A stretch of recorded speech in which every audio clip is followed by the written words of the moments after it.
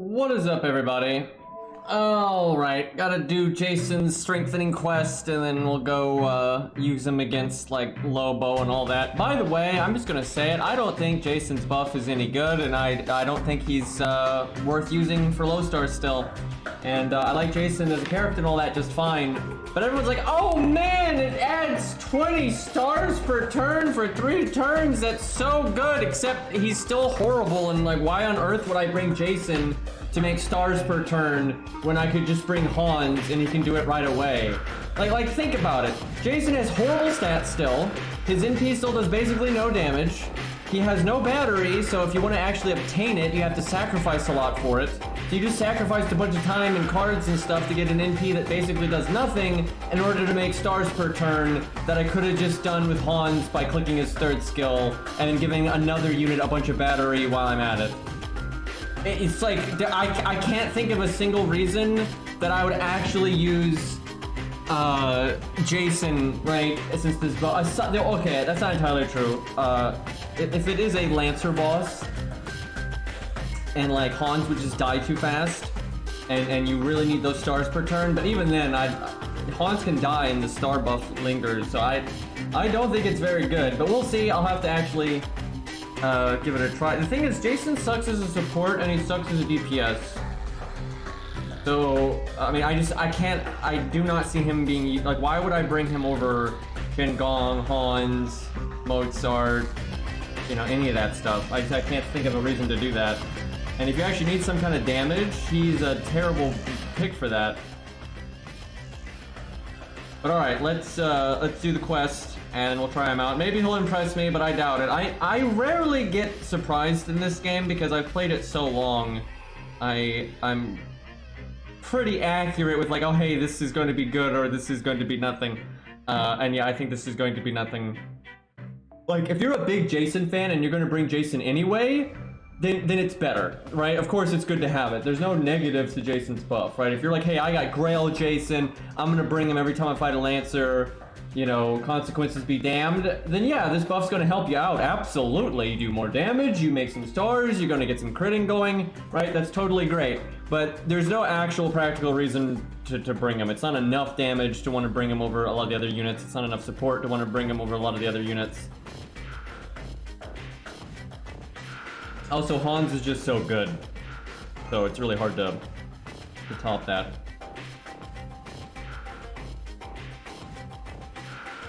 But yeah, for Grail Jasons, then it's absolutely nice. Like, of course, right? Just more NP damage, and no one's gonna complain about stars on the side. So, but in terms of like free-to-play practical stuff, it's, you know, who gives a shit? Because, like, look at Jufu, right? Jufu can get her NP way easier than Jason can. And then she also makes a bunch of stars per turn, and she also has a lot of immediate value with her buffs and stuff. I mean, Jason's got some as well, but she gets her NP so much easier than Jason does. And it'd be one thing if Jason did, like, a fuckload of damage, so it's like, oh man, it took me a while to get his NP, but hey, now it's going to hit really hard, and it's going to be worth all that investment. But no, his NP hits like a wet noodle because he's a 1-star.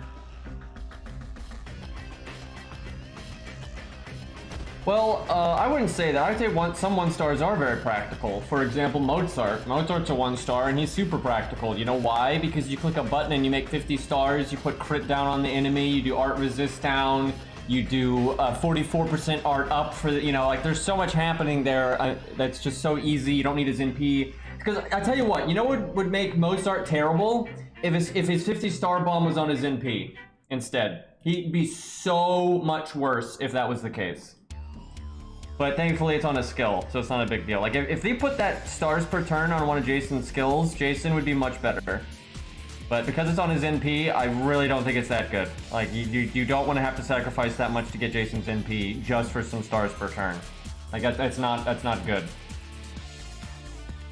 And so Kojiro isn't really that good either, to be honest. Kojiro has a very good skill set, it really is. He's got good numbers under the hood and all that kind of stuff.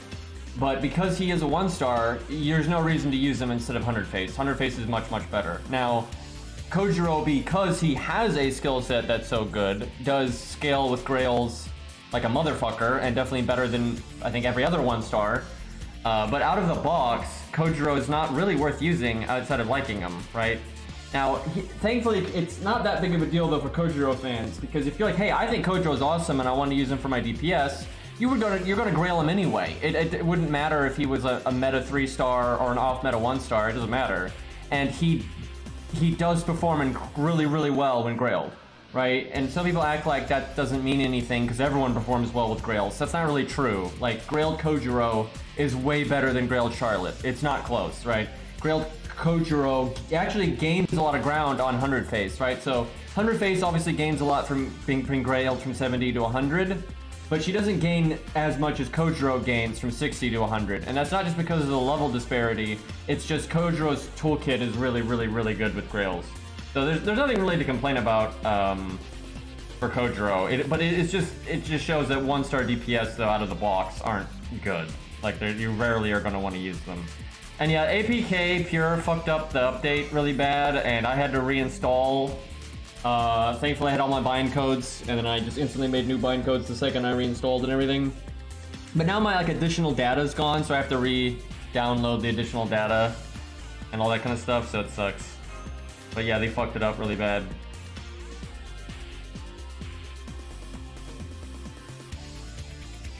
Yeah, one of the only bad units with Grails is a Visibron, that's true.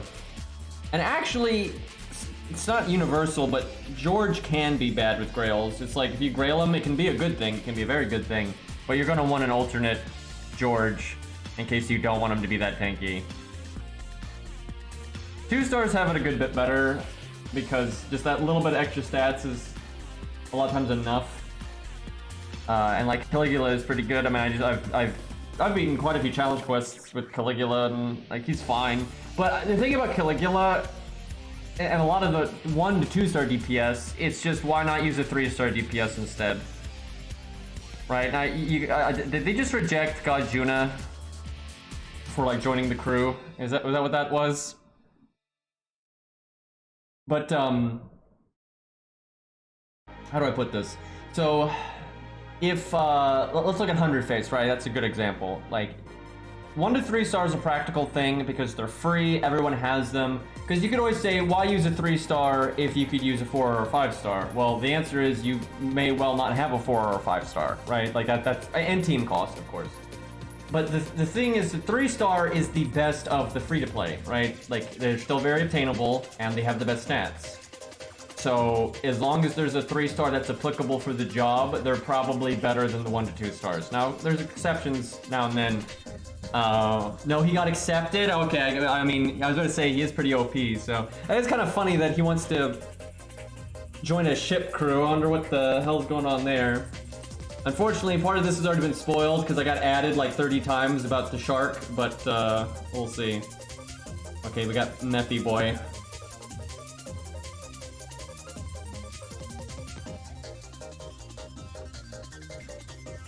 Guess we're just accepting anyone now.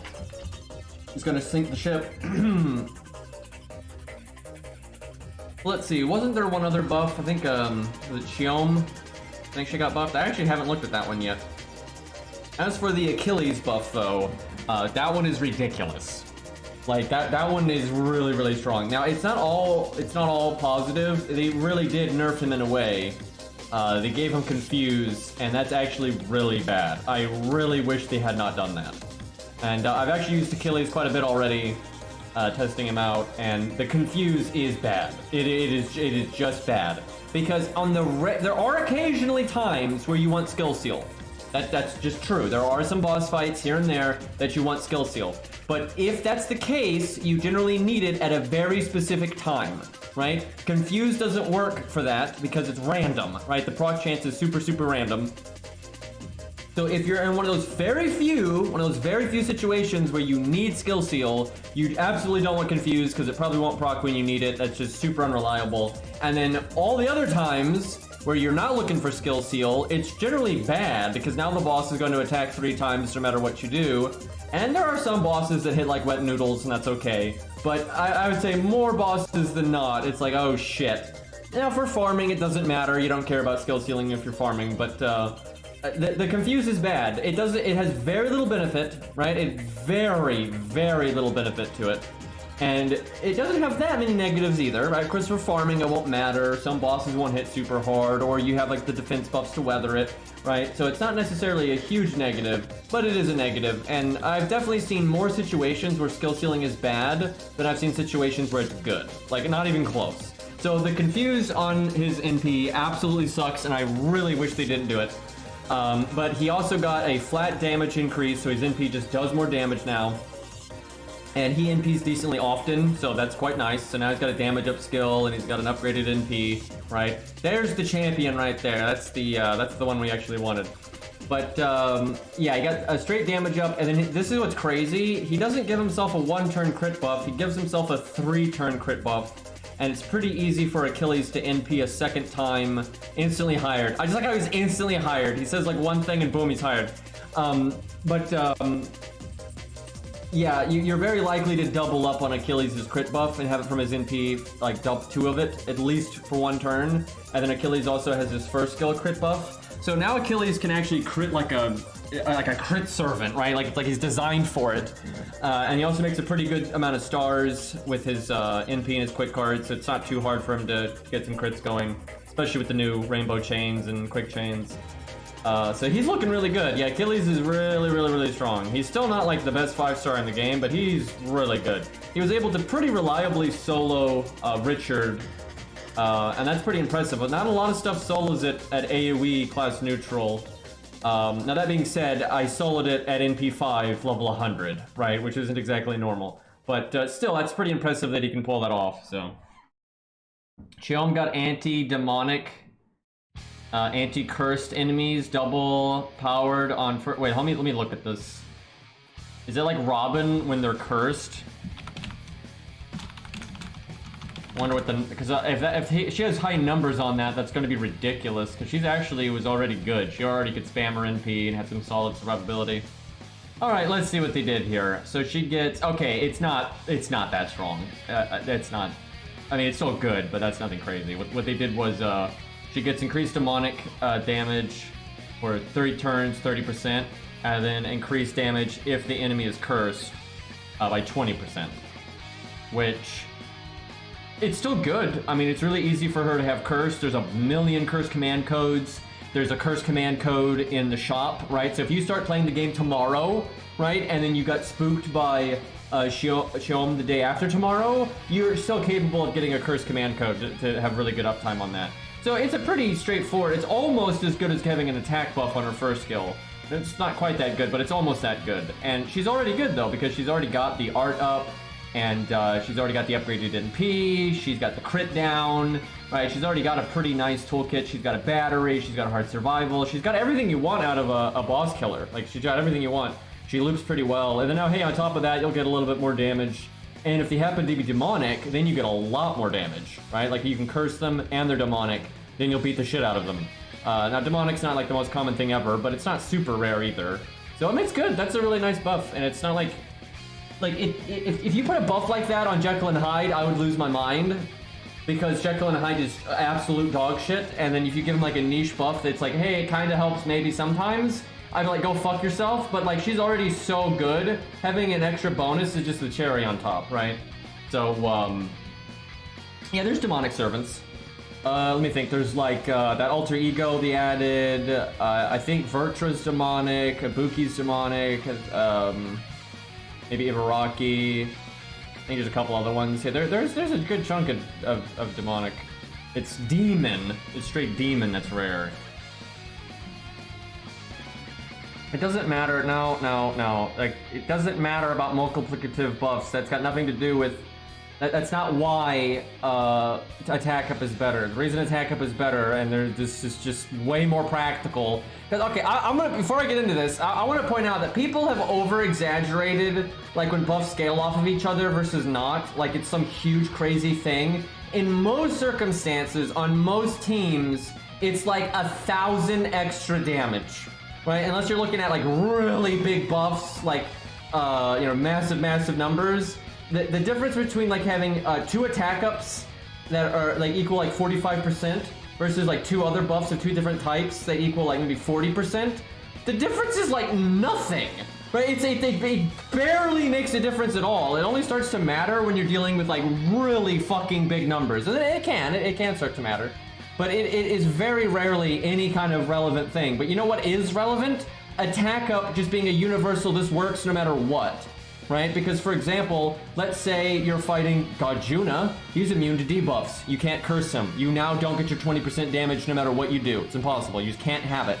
Right? You're gonna have bosses that have debuff clear or magic resist and they just happen to guard it because fuck you. I mean, that happens all of the time. And like, sure, because there's cursed command codes, right, you're going to be able to get that 20% damage, you know, pretty decent amount of the time. Like, no question. But there are going to be times it's not going to work. And attack up will work every single time aside from like buff block, but that's way rarer.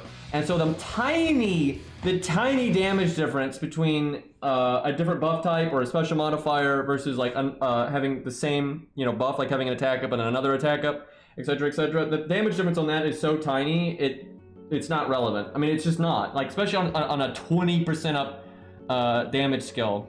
And in her case, actually, it's not even like that because she doesn't have an attack up in her kit. Right? She's got art up, so getting an attack up gets the multiplicative stuff anyway. Now, sure, maybe you're gonna have someone on your team with charisma, blah, blah, blah, blah. The thing is, that's not true. Just because a boss is immune to debuff, that's not a reason to not bring Shion, because she still loops her NP, she still has hard survival. Like, you could say that for Robin Hood, right? Because Robin Hood doesn't do fucking any damage at all if they're immune to poison. So for like, if the boss is debuff immune, then Robin is really bad, but Shion's not. Like, it's because people are like, oh, she's all about stacking dots. She's not. She's more about just, hey, I'm NPing all the time, and I've got, you know, an upgraded, lol, but I've got an upgraded NP and all that kind of stuff. Yeah, Shion is not one of those characters that's like so shut down by debuff immunity that you won't bring her. And it's not just debuff immunity. It's not, right? Anyone that uses Robin knows exactly what I'm talking about. You like cast his poison and then an enemy with like 17% magic resist guards it. And you're like, okay, well then I'll attack with my art card and then NP. And then they guard that one too. And it's like, okay, well fuck off, right? Now, sure, that's statistically, that doesn't happen, you know, that often, but it does happen. And that happening occasionally is way more relevant than like the 1,000 extra damage you might get out of attack up versus special damage up, right? The difference is so tiny. And hey, Ephra, thank you for the 26 months. But I've tested this quite a few times. People always make this giant deal out of buffs of different type to scale off of each other, like it's such this giant make or break thing. And they'll say it's like a big negative, like with Canis, how Canis has attack up, and attack up, right? People are like, oh, that's not so good because, you know, they don't scale off each other. Meanwhile, Canis is still doing absolutely ridiculous damage, and there's a whole bunch of other units that have buffs of different types that do less damage than her, and it's because the multiplicative buff stacking is so tiny. It's like, oh wow, I get like maybe an extra % or 2 out of this. Like that's so irrelevant. That is not even worth mentioning, I would say, in most like scenarios where you're comparing like 2 units to each other, or if you bring this buffer or that buffer, right? The only time you're like, wow, that's actually starting to be noticeable is when you're like buff stacking the shit out of somebody and you're dealing with like, you know, damage in the millions, right? Then you start to really notice it, right? Then it does matter. Just like alignment or what do you call it? Attribute and stuff starts to matter. But yeah, it's not practical. It's not even remotely practical. It's not worth mentioning at all. And like attack up is just so good because it's just like the most reliable way to increase your damage. So like generally special damage up is absolutely not as good as attack up just because of that. Unless the special damage up is something that the enemy can't stop, right? Like if you're going to get it like no matter what. But if it's something like, hey, they have to be cursed or they have to be this or that, sure, it's not like a huge negative. I'm not saying Shion's buff is bad. I'm just saying there's no way that that's better than attack up. No, I mean, I don't know why. I've seen this before. People act like Shion is like doorman, trying to do debuff stuff. That's really not a thing. Like, yes, it's a nice bonus, but like a huge reason to bring Shion, and I know this because I've seen a lot of people play this game, and I play this game a lot, A lot of times you're going to bring Shion because you're fighting a fucking rider. What a concept. And you need to kill it. And oh, hey, I have a 4-star assassin with decent stats, an upgraded NP, a damage up skill, a battery, a fucking evade skill. Hey, this is pretty good for killing the rider. You don't really care that, oh no, my dot that might do a few thousand damage doesn't land, right? And like in most of the time when you're trying to fight some fucked up, you know, rider boss, you don't really care if you're not, like, first off, the skill seal not landing is probably a good thing, right? Because you can make the same argument for almost every character because so many characters have debuffs. Ku has defense down. When I fight God Juna, I'm not like, oh no, I can't bring Ku because my defense down doesn't work, right? Like the time that it matters is when it's like Asterios, right? All Asterios is debuffs, right? Like he is literally a debuff bull, right? And if you can't do the debuffs, he's barely doing anything, right? Same for Robin Hood. Robin Hood's damage is so dependent on the poison, right? Because like Shion will still do have an upgraded NP, still has the art up, right? Still has 4-star stats. Shion will still do and still loops, right? So Shion is still doing all these things that make her super capable of murdering a rider boss. Meanwhile, Robin Hood, if he doesn't have poison, is like the second worst archer damage in the game, right? It's not so good, right? Like you're not going to bring him. So there are times where it's like, yeah, you know what? Because this boss is debuff immune, I'm not going to bring that. But Shion's not like that, and that's a benefit to her because she does so many things. And really, the curse thing, I tell you, man, this player base, I see like Mori, right? Everyone's like, oh my god, they buffed Mori, he's so good now. And I have all these people on my fucking YouTube videos trying to explain to me, someone that uses Mori constantly, why Mori's buff is good, and I don't understand what I'm talking about. And I'm like, have you actually used Mori before and after the buff against a bunch of bosses, right? Because they obviously haven't. Because I have, and guess what? Nothing changed. Almost every single boss died on the exact same turn before the buff and after the buff. Because it just is not practical. Like most of the time, you're not going to stack up that much attack up. A chunk of that attack up you would have before the buff, it wouldn't have worn off anyway, right? And then the turns that you might have the extra attack ups are probably not on turns that it even matters, right? So the actual practical effect is shit. And same for Shion. People keep acting like she's this awesome dot character that was like double salami, you know, doing like a 200,000 damage per turn or something. No, you're doing like 8,000 damage with a dot every few turns. Like, wow, I'm so impressed, right? Like that, oh no, chat, I can't hit Gajuna for 8,000 damage. Oh no, I shouldn't even bring Shion now, right? Like, are you kidding? It's so irrelevant. And like, yes, you can use Shion in a dot setup, right? And you can have like every dot command code. You could bring other servants that have dot multiplication stuff, and then she can become a very good dot servant, right? And that's good, right? The fact that she has the option to be able to do really big dot damage is nice, but don't fucking fool yourself. Most people using her are absolutely not doing dot stuff, and if you remove the dot damage by the time the fight ended, if they won or lost, if you add in the damage or take it away, it's going to have absolutely no impact on if you won or lost, right? It's like flavor, for God's sakes. And I just see this all the time in this fucking player base where people are like, they're trying to say like some random bullshit in someone's kit is actually like worth using. Like I know Jason, I don't know because I haven't actually used him yet, but like I already have seen people acting like Jason is like this amazing god tier 1-star because he got buffs now. And I'm like, what? I mean, his damage is still gonna suck. You still have to get his NP to actually start getting the stars, and now you just got Jason's NP. Great. Like you're not gonna snap your fingers and just have Jason's NP, right? He doesn't have a battery. What are you gonna do? Pick Jason's art cards every time they pop up in the deck instead of picking someone other unit on the team's cards? Like, what the fuck? Like, it's not good. Like, he still hits like a wet noodle, and all you get out of this is, oh, I get some stars now. Like you couldn't have done that some other way, right? And I just see that all the time from the FGO player base where they're like making a big deal out of something that is just absolutely irrelevant. Like, oh wow, guys, Mori's probably gonna have attack up for like an extra turn, or maybe a extra stack on his NP turn.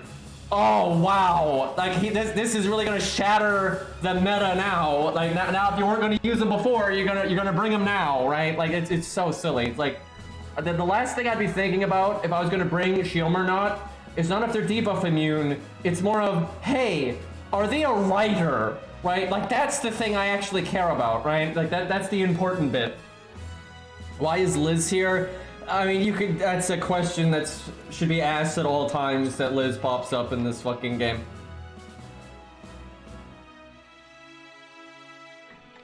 It's gonna be really hard for any support to be better than Shin Gong, to be honest.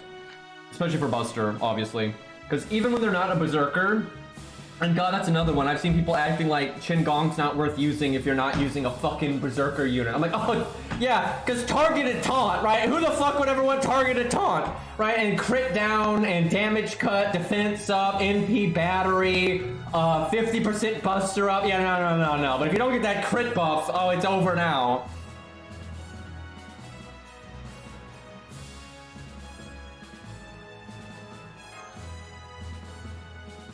The thing is, a lot of characters are just a stat stick. I mean, that's a lot of characters, but they're really good regardless.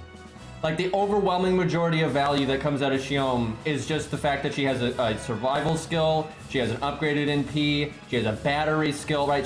All these things, it's her raw oomph is why she's worth a damn. And then the other stuff is just a nice bonus, and then if you have a situation where you need that bonus stuff, even better, right? And that's why she's a really good character. And this is something I think people really miss a lot of the time. So, let me think of an example. I need a character that's like good, but only in like Uriel. Here we go, that's perfect, right? So, Uriel's not the best example because when she is good, she is just so fucking good. But like, Uriel is absolutely worthless if the enemy isn't male. Like, even if they're just like a giant boar, right? Like a Berserker giant boar, which doesn't have a gender, right? The game doesn't give them one. She's shit. She's actually like the worst. I think she is the worst archer in the game. She's just absolutely worthless. None of her skills do anything. She has horrible damage. It's just absolute garbage, right? So the only reason to bring Uriel is if the enemy is male, especially if they're charmable, and then she's really, really, really good, right? That ultimately isn't very useful, right? Like that's what's way better is to have like a bonus, right? That it's like, oh, hey, if this bonus is here, then I'm even better. But without the bonus, I'm still good, right? That's like the good situation to be in. And that's what Shion's like, right? She's really good. Upgraded NP, damage up, hard survival, battery, right? These are all like the basic stuff you need to be a really good boss killer. And then, hey, as a bonus, you know, you got the curse thing, you got the skill seal, NP seal, and now you got the anti-demonic, etc, right? Like those are just that's icing on the cake. Are they gonna do AC DC bullshit again? I swear to God, like I instantly hired, by the way. But yeah, it's like again, Ku's a really good example too. Like with his defense down, it's like, yeah, if he gets the defense down, that's great, right? If he doesn't get the defense down, who gives a shit? And even if you have a character that has like more value in their debuffs or whatever their niche is, right, more than Ku's, because obviously Ku's defense down's not that big. Right, but as long as they're good enough without it, there's no problem, right? Like there's literally no problem. If your raw toolkit is good enough, it's good enough, and if you're missing out on bonus stuff, that's not that relevant. It's only relevant when it is like Uriel, where it's like, oh shit, they're female, right? Now I do literally nothing, right? Then it's very worth you know, mentioning at that point. Actually, I will say though, Ku's defense down is something people overlook all the time. And on its own, it really is nothing special. But when you combine it with his attack up, you are giving himself quite a bit of extra damage, and I guess his teammates a little bit of extra damage too. But Q has a lot more damage up than I think people realize, and he also just has a really high attack stat.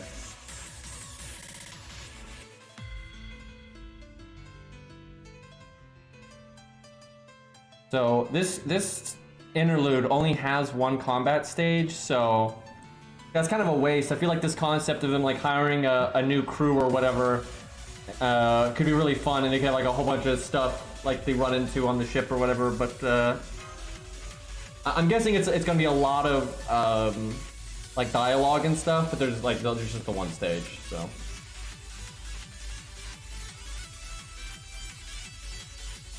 But are we fighting in the bar? Like what are we doing now? All right, what shall we use?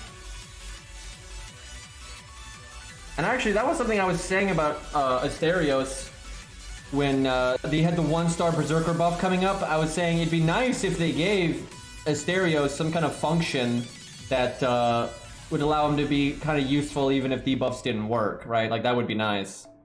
And he does have, like, the damage thing, but because he's a 1-star, that's not really that useful. Okay, I guess you have to bring Jason. Yeah. Are you allowed to bring your Jason? Yes. Oh god, my, I haven't upgraded his skills on this account. And it's because he's, not any good. I hate saying that, I like Jason a lot, but... there's really just no reason to ever use him on budget teams. I think I've seen one challenge quest where he was kind of good. But that was really only for 1 to 2 stars. If you worked in 3 stars, there was no... Yeah, really, I can't think of any challenge quest ever where if you allow 3 stars, that you would want Jason. Like, I've just never seen a stage other than 1 to 2 star stuff that he's worth using. He's just not enough stats, not enough damage, he doesn't get his MP easily. There's just nothing really good about it. And then also his competition is pretty fierce. And that happens to a lot of low stars where it's not like they're shit, it's just they're nothing special, and then there are other things like in competition with them. You know what, let's see if Jason can solo this. I kind of doubt it. And it's only level 50.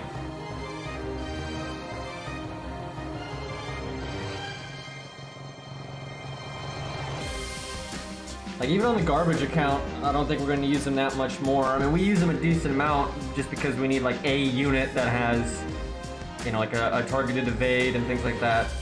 But we're not going to rush his NP very often, and if we do, we're just going to use K-Scope, for God's sake.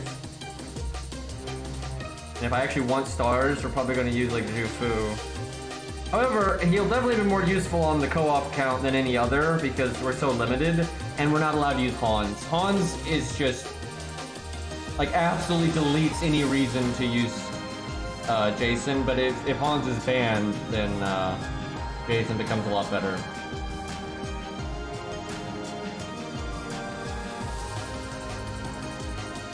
Yeah, if they buff him more, it'd be pretty good. And I will say this, if you have a Grail Jason, it's fine, right? Like, Grail Jasons are definitely going to see a big improvement from this.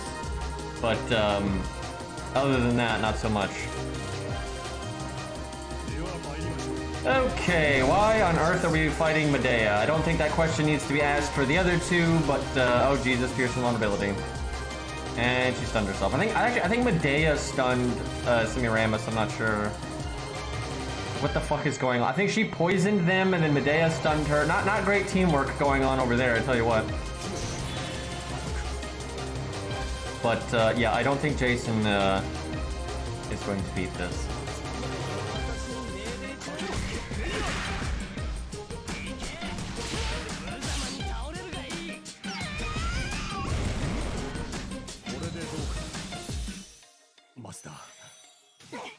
Wow, that does 10,000 damage. That is, quite a lot. So I guess maybe we can do this now, because that's a pretty massive nerf to them. Basically, we just have to be able to kill Semiramis.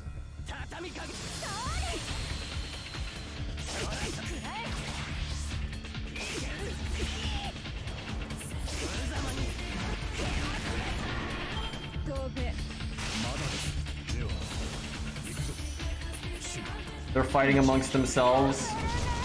Makes sense. Okay.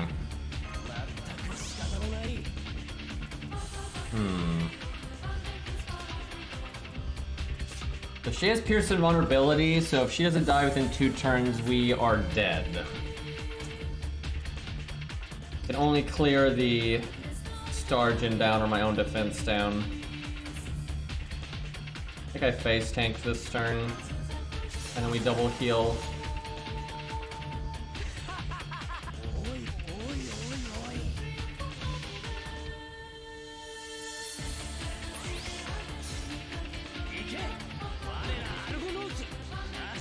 I will say though, one rough thing for Shion is just 100 face existing, as is for a lot of the 4-star assassins out there.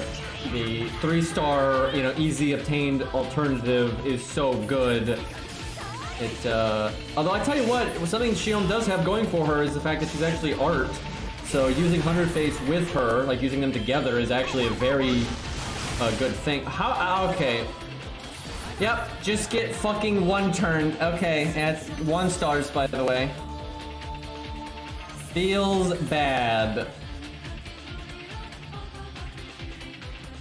But yeah, you could use 100 face with Shion really well. Alright, he can do it, he can do it. We just need to like front load our survivability.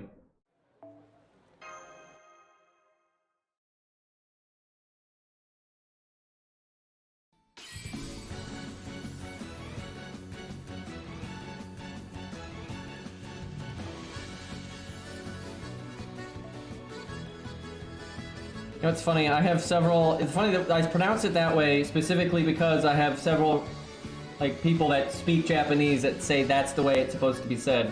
But no one ever agrees on this stuff. I swear, my chat never learns anything. Like, go fuck off.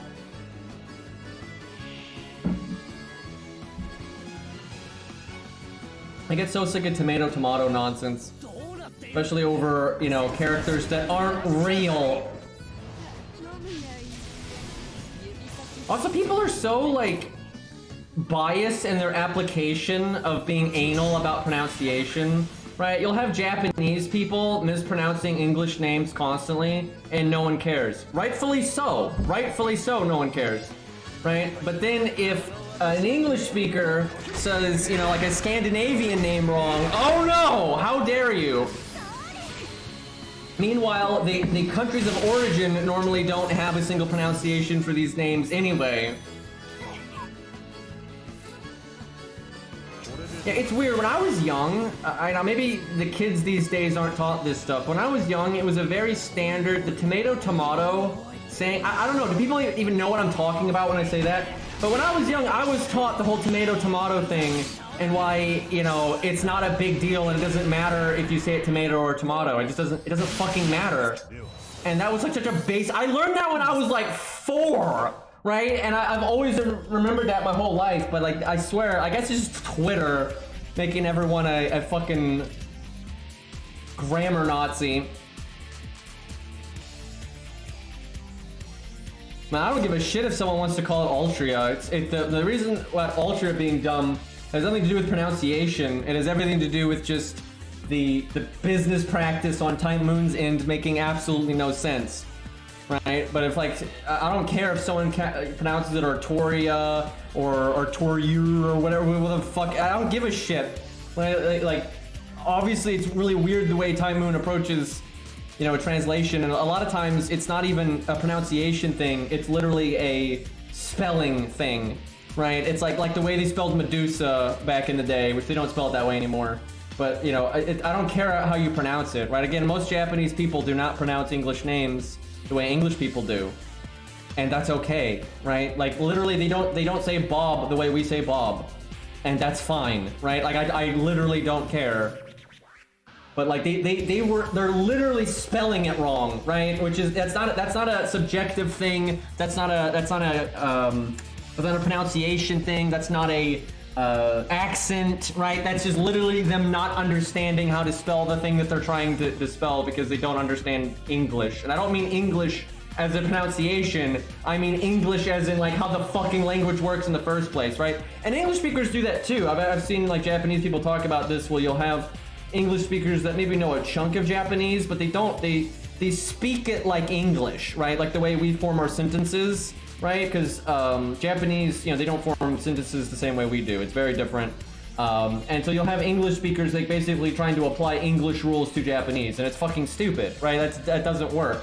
And that's what Type Moon does a lot, right? They'll basically take Japanese logic and try to apply it to English, and that just doesn't make any fucking sense. And yeah, that's not a pronunciation thing. And like, Jesus, you know, I know some people that have pretty heavy Southern accents, right? and I know some people that, you know, have Australian accents and whatnot. They don't say things even remotely similar, right? But I know I don't care, right? That's not, doesn't really matter that much. Alright, so we want to not explode. At least I don't have defense down this time. So Medea is probably going to NP us before the fight is over. Let me think. I should have paid attention to their turn order, because if she attacks first, it's fine.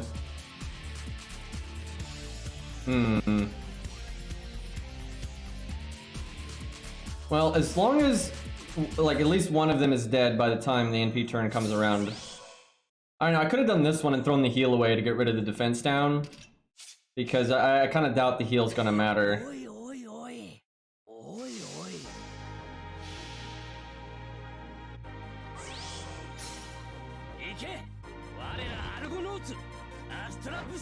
But I have no tolerance for people that get all uppity about pronunciation, especially when they're like being offended on someone else's behalf, right?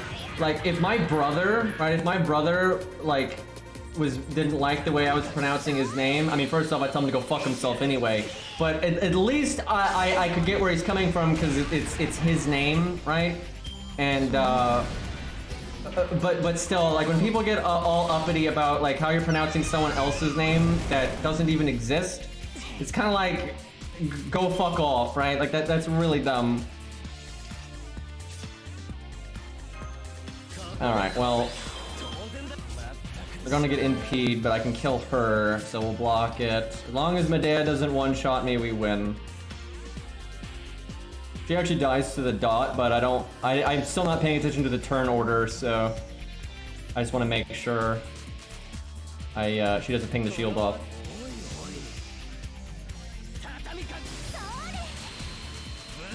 Also, a lot of people are just like, I think, really ignorant about how language works. Like, there's never been a set pronunciation for anything ever, and I'm not exaggerating. Like, the way a lot of names have been pronounced over the years just changes. And then you have a lot of names that are like based on other names from like older languages, and the reason they sound similar but aren't actually the same is just because they mispronounced those names and they got warped into a new name over time. That's a fact. And like that's how every language is. We have never had a set in stone language for any language on the planet. Japanese, English, you name it. These things never have set pronunciations because that's just fundamentally not what language is. It's silly. Like the amount of different ways around the globe that you'll find that people pronounce literally the same name, and then people think there's like some mystical like code, right? Like, oh, it's okay that in, you know, Norway they pronounce it this way, and then over here they pronounce it that way. That's okay because that's like the rules there. There was never any rules, Einstein, right? They just happen to pronounce it that way because like maybe that culture has a harder time pronouncing like a certain, you know, sound or whatever, right? Like that's where it all comes from, right? There's never this like language god that's like, oh, okay, in this region it's okay to pronounce things this way with this kind of accent, because no, that's never happened. It's almost all accents and different pronunciations and like a lot of names from like, you know, really old stories and stuff have just, their names have changed over the years, or how you pronounce them have changed over the years. There's never been a reason for that other than people just don't know how to pronounce it, don't care to pronounce it, forgot, you know, or just plagiarized it from somewhere else, right? That's pretty much always the reason why, you know, things sound different in different areas. It's not like some language, you know, stone tablets, you know, dictating how to pronounce things. It's just people being fucking lazy. That's literally why the word your exists, because people didn't want to say you are anymore. That's it. It's not like some fancy thing. It's just they didn't want to fucking say it right anymore.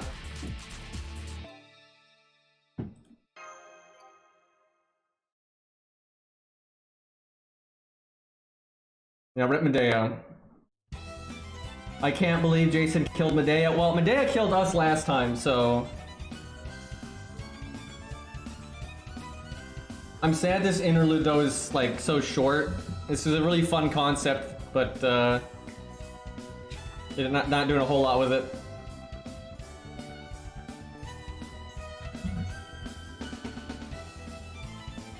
Look at this team. We're gonna do great. Oh god, get that one off. God, why is Canis here? Why is Hercules here? Well, actually, that one's kind of easy to answer, really. The real question is, why are the twins here? Also, how the fuck? No, actually, no. Why the fuck is Hercules here? Because, like, how are we all fitting on this fucking boat?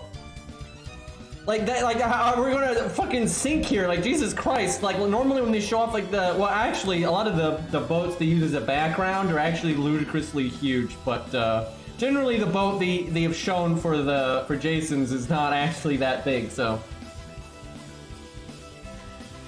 But yeah, they got like every Argonaut ever, and then all the honorary ones, and then, yeah, the ship's gonna fucking sink now.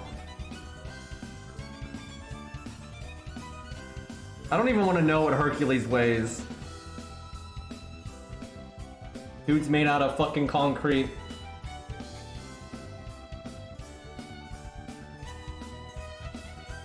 Oh yeah, we got robots on board. Sure, why not?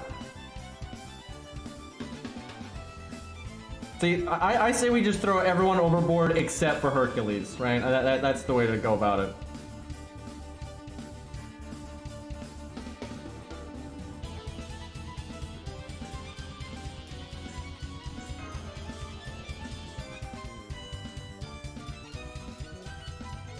One day, we're actually going to get Saint Hercules in the year 2099.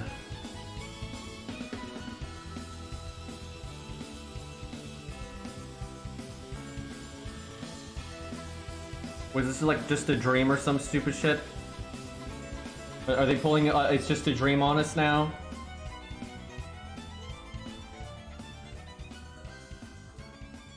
You know, I'm pretty sure Herc's elbows, it's like the bone is deformed. I think that's kind of what they're going for.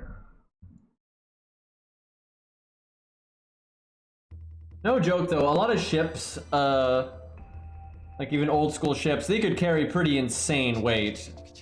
But it depends on the size of the ship, and generally the ship they show actually for Jason's is not that big, but I don't think they're like super consistent with that kind of thing. Okay, let's go use Jason. Does anyone have a Grail Jason? Like, I kind of like to use both, like a proper 61 and then maybe a 90 or a 101. It'd be nice to do a Grailed one first, just to kind of maybe get some real damage out of them. But probably fight Lobo. But yeah, if someone's got a Grailed one, let me know, because I don't have a Grailed one. I have 120. I mean, that'll work. That's probably a little stronger than we needed, but it's got to be my ult account, so hold on. Because even if you sent me an invite, actually, I only have 19 out of 20 invites, so actually I am available.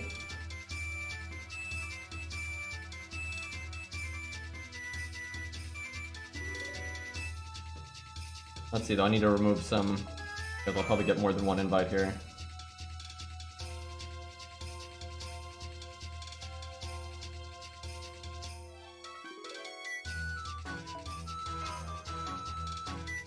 Alright, well there's my code, and you can also do the command for it. And then, let me see here, because maybe I've got you added. I think I've added you before. I don't know if I've got you this second though.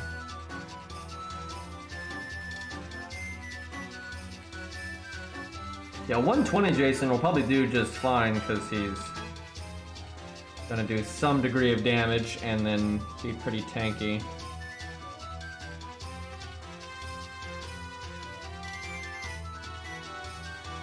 That's a pretty nice Jason too right there, and that's a good CE for him. Might try like all of them out. I might try the 120 and then the 100 and then a 61. The 61 I think is gonna... Look at all these Grail Jasons though. Did that one do the buff quest? He did.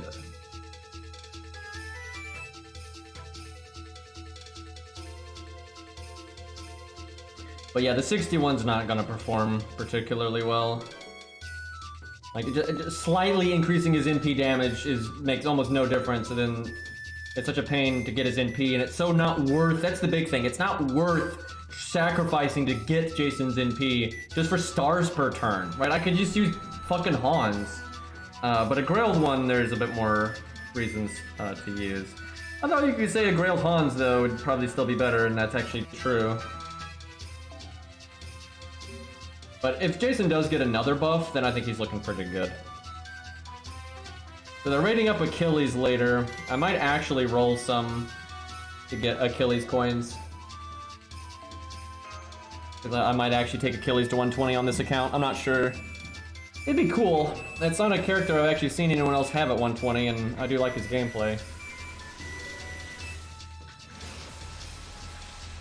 And I just need an excuse to roll on my ult account because I want to get coins. Alright, let me just reset the game and then see if we got the invite.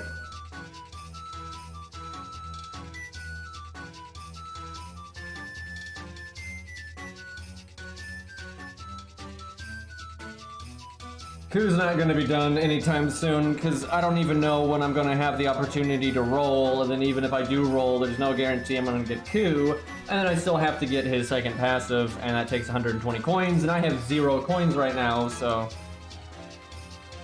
yeah, we're not getting maximum Q anytime soon. It's probably going to be over a year, I suspect. And that's with Q being at Bond 15.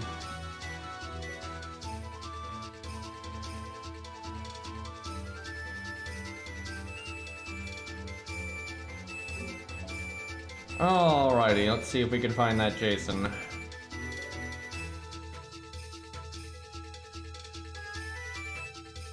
don't know what slot he's gonna be in.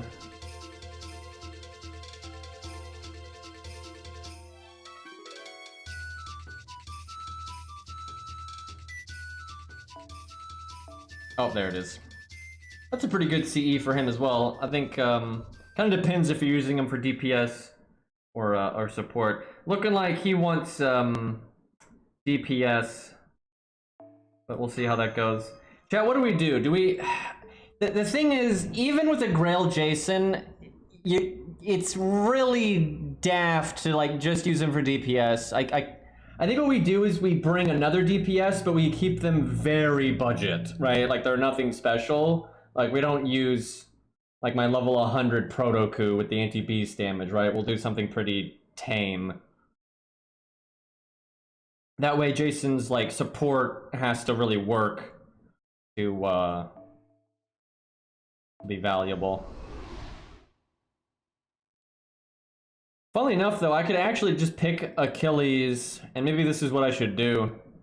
I could just pick Achilles as my free 5-star, because I haven't used it yet.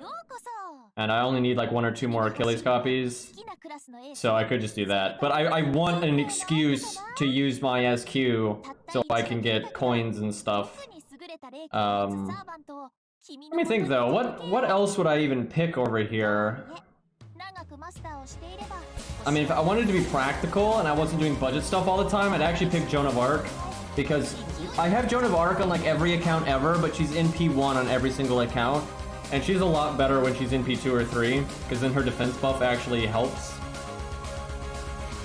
But because I do so much budgety stuff, I don't know if it's really worth doing that. Yeah, I don't know. No reason to pick Tesla or Mordred though, because my main account has them like so powerful. Same for like Enkidu and whatnot. I could pick Aussie actually, because I've got Aussie over here. No, I would never consider Ilya. Are you fucking kidding me?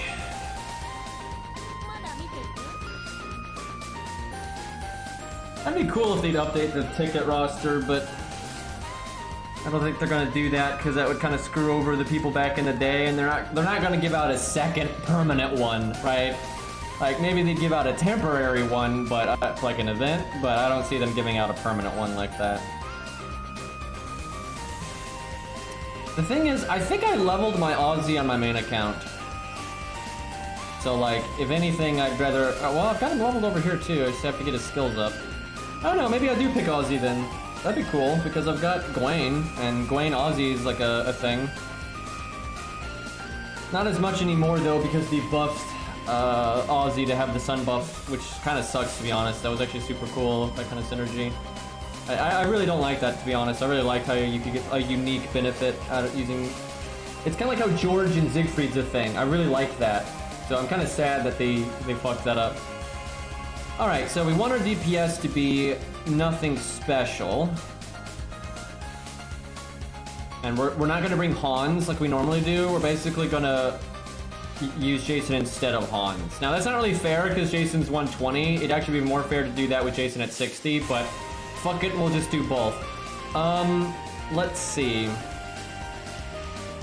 Yeah, I'd pick Virtua if I could. I really want Virtua NP2.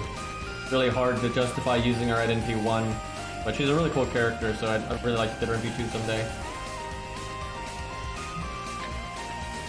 If Virtua was rated up right now, I'd roll in my main, because I want 2 copies, and I do really want NP2 Virtua, so... let's see. What is a good DPS that won't steal the show, but they can actually work with Jason? Now, they don't need to be art. They really don't. Could use Ushi. I mean, that's always good. Is she 10-10-10 on this account? She is. Okay, so that's a possibility. What else? Yeah, you could use Robin. That's true. What? I don't know if he's upgraded on this account. Oh, no, he is. I don't have a command code equipped, but I can fix that. He's even got his passive. Yeah, fuck it. We'll do Robin. That's kind of fun. I feel like we haven't used Robin in forever. That's a good suggestion. Now, we could honestly use Hans with Jason. Like, that actually kind of makes sense, but that's kind of weird. Okay, hold on. Let's at least give Robin some basic command codes. We won't give him sure hit. That helps like too much in this fight, but we'll give him like, I don't know, heal and defense removal or something like that. I think that's fair.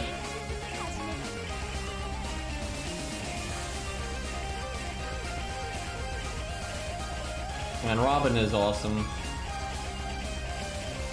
Alright, let's see what we got for, he's like one of my favorite characters, like, personality-wise. I always liked him a lot.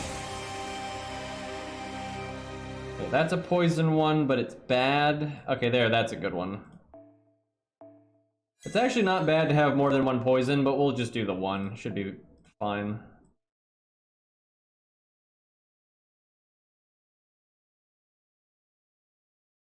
I mean, Robin has really good damage, but the competition's pretty fierce these days because you've got David over there with, you know, upgraded NP, attack up, and then a really powerful niche. You got Ku with just a general value, and Ushi, same thing. You know, the competition's kind of crazy these days.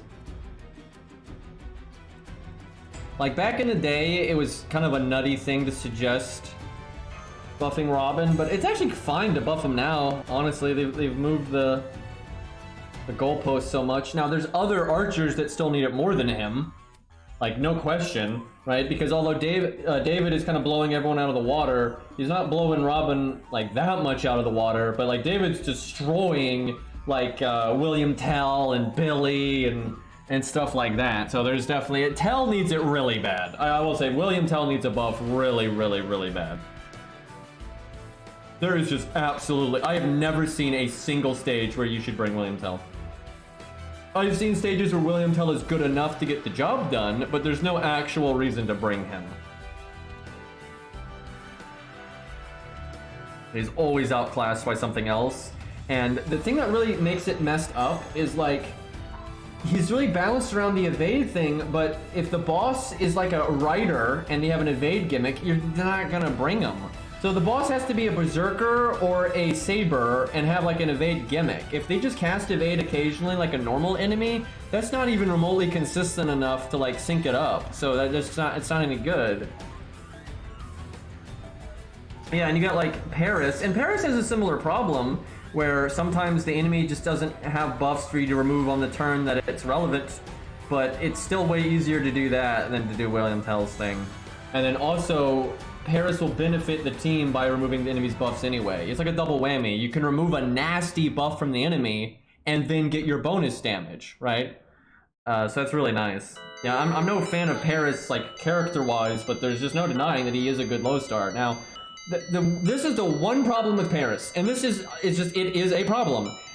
You really don't need him if you have Robin, right? Unless there is you specifically need Archer DPS, because like the enemy's a saber or something, and they have a really nasty buff that you need to remove, right? then it makes sense to bring Paris, but that doesn't actually happen as much as you would think. So generally speaking, if Paris works, Robin works, and Robin is just better. So Robin is just kind of outclassing him, but it's still useful, and you could use them both. Also, you might be using Scatty or something, and then you want Quick. So, I mean, Paris has more reasons to be brought than William Tell does, because William Tell is also art.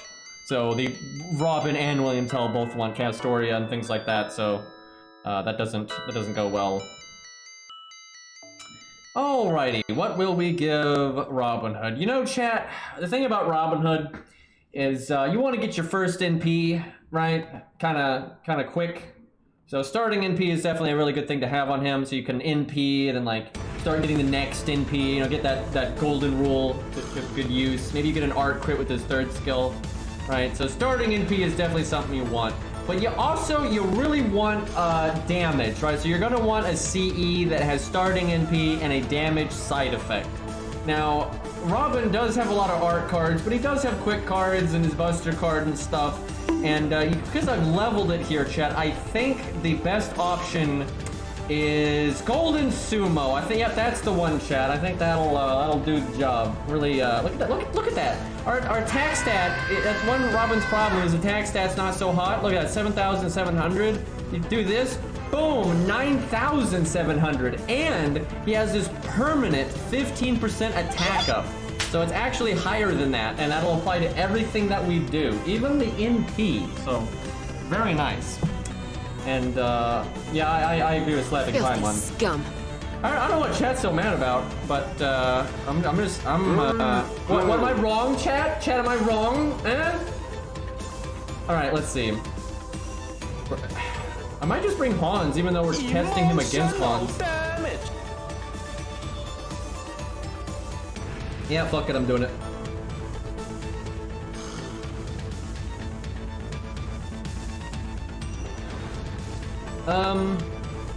You know what? I think I'm gonna go with Leonidas, even though we're not Buster, because I think it's good enough of a taunt. Oh fuck, chat, this is getting very silly because my Leonidas is 100 on this account. This is, I'm gonna have to do a lot more testing later to be actually scientific about this, but hey, I have an Irisville solo, thank you. That was actually a meme for like, you know, 3.5 years or something.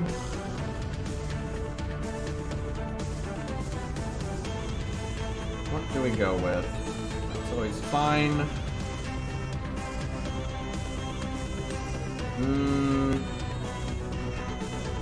Being abnormally budget with these CEs, but no big deal. Alex is good. My god, I tell you, Alex really has been a good budget unit these days. I've found a lot of uses for him.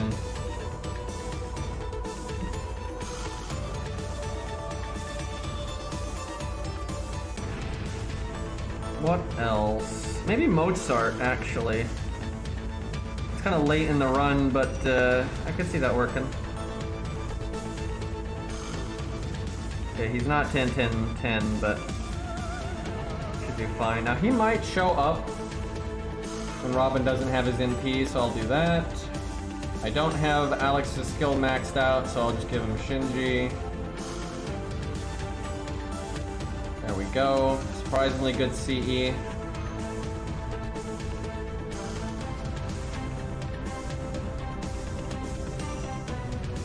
Maybe I should bring default. So I think I can prevent Robin.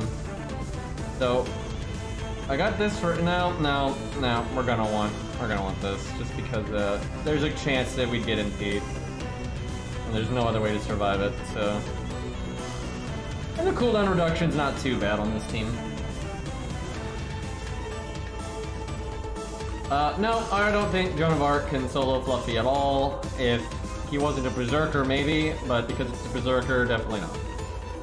Now, if she was 120, faux pod, 2k fode, best command codes, best craft essence, etc., she might last a little bit longer than you might expect, but I don't think she has that even in the slightest, so I don't think anything can solo Fluffy.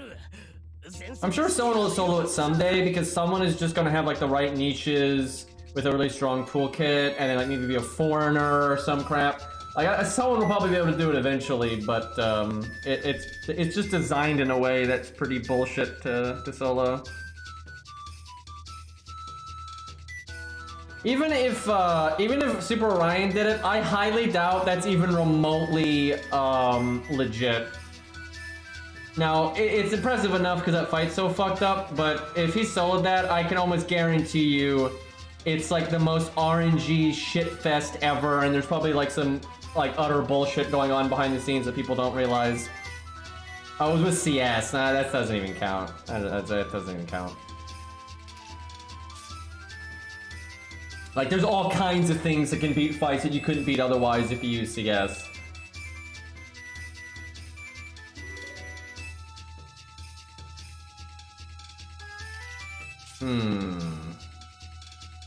Like, Orion is really good for that fight, though. Like, he's one of the better picks because he has debuff immunity. So you can attack as much as you want to ping off the shield, and you won't get murdered by the dot. So, like, I'd actually say debuff immunity is almost a requirement if you're going to be able to do it.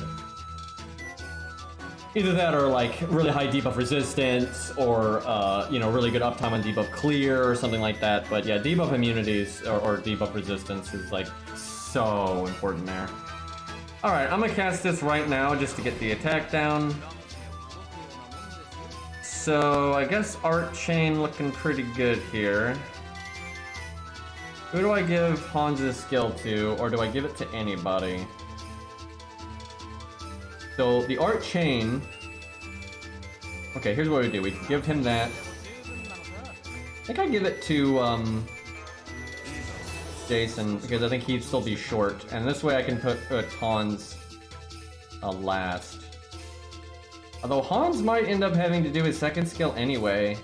Because he's going to be at 80, and at most he's going to get to like 90. I mean, if he gets hit, then he'll get his NP. Yeah, I guess I'll do it this way. So we'll do Jason first, because he's got Hans' skill, and then Hans last.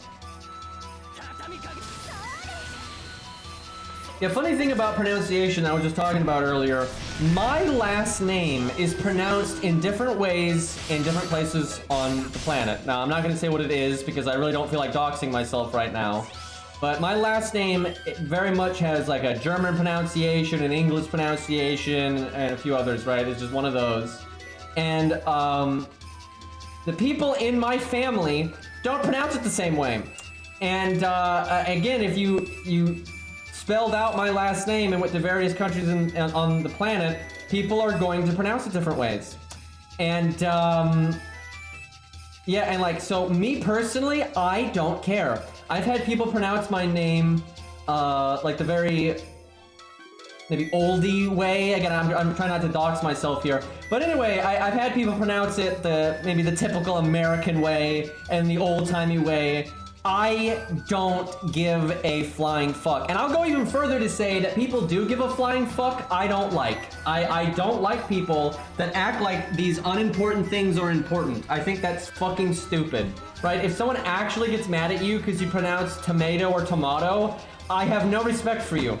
I'm not gonna lie and act like I do. I think people that get uppity about things that are not important like that, it's fucking dumb. Like, I think it's dumb, right? So if someone wants to get all like anal about, you know, name pronunciation, that's a pretty big red flag for me.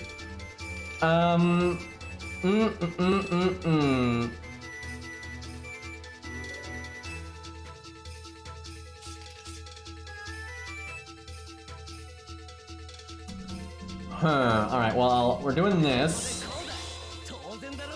What do you mean we're not part of the crew?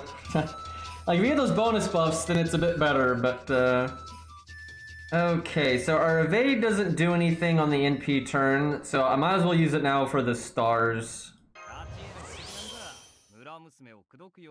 I would like to use, you know what, I guess I do this, because, same thing for him, his evade doesn't do anything. So I want to do Jason's NP. But on the other hand, I'd like to Robin Brave Chain. But if I do Jason's NP, we get the overcharge and all that. Nah, I'll do this. Linux, thank you for the 19 months, dude. Gross. Yeah, I know, right? Imagine subbing to me that long.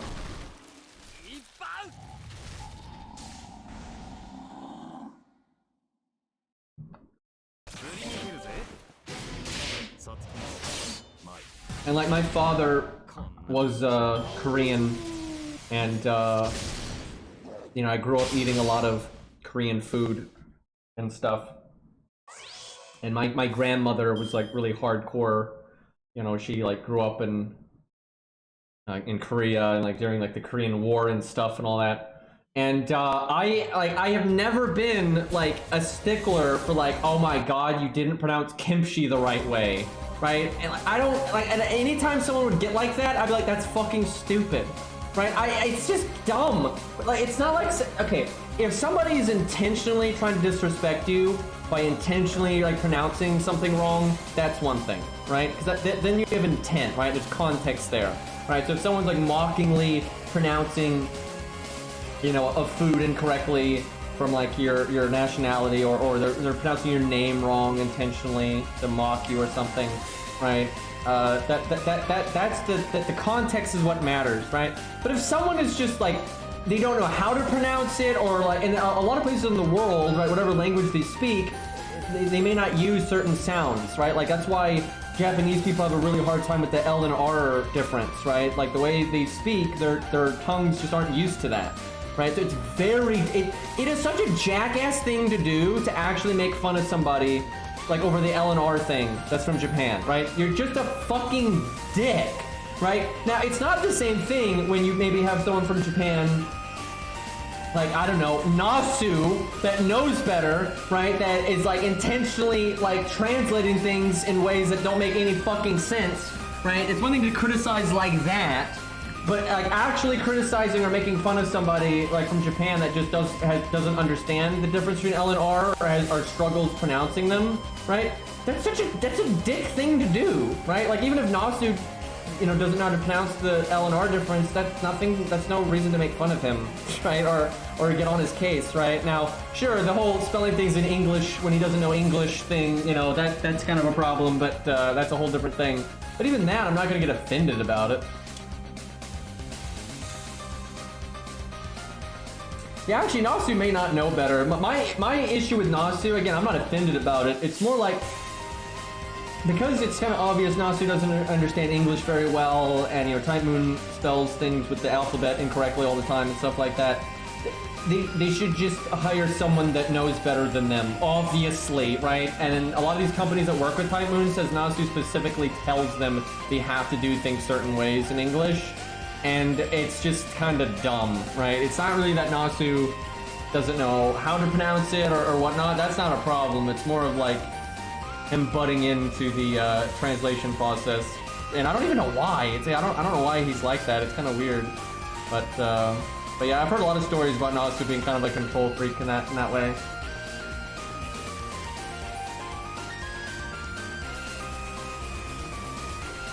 All right, let's see here.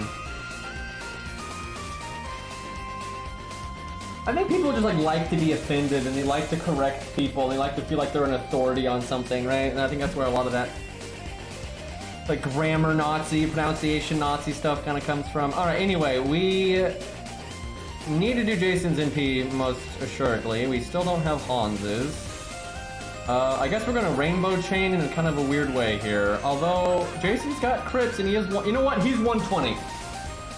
We're here to use them, so fuck it, we're gonna do... Am I gonna do... No, do it like that. That's way better. Give me that buster crit. We got attack up, we got crit up. Though the boss has a giant defense up.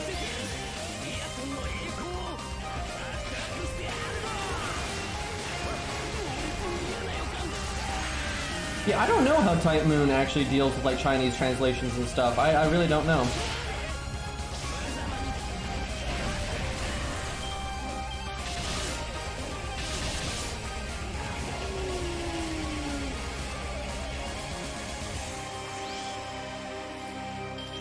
And like, I don't think it's like a reasonable expectation, especially in FGO, right? And I really gotta stress this because this is just a damn fact. When you look at like the history of a lot of like Celtic languages, you know, like Irish specifically, but and even English. English is just so different throughout the different years. You got Old English and all the different regions that speak English. You know, words have just changed, and names have changed. Now your pronouncing has changed. There's never really been any rules to any of this nonsense. Yeah, it's when you got something like FGO that pulls from just so many fucking like, chat. I'm gonna be perfectly honest with you. I'm just gonna say the truth. I don't care enough to try to memorize and learn the pronunciation of every fucking country and every time period for every character in FGO. I don't care, right? I cannot be bothered to spend that much time on that many different cultures and whatnot to learn pronunciations of words that I don't actually care about, right? Now, I like different cultures and history. I'm actually really big into history. But you know what I'm not into when it comes to history? These little details that are irrelevant. I don't care if someone memorizes the date that the 100 Years' War starts on or not.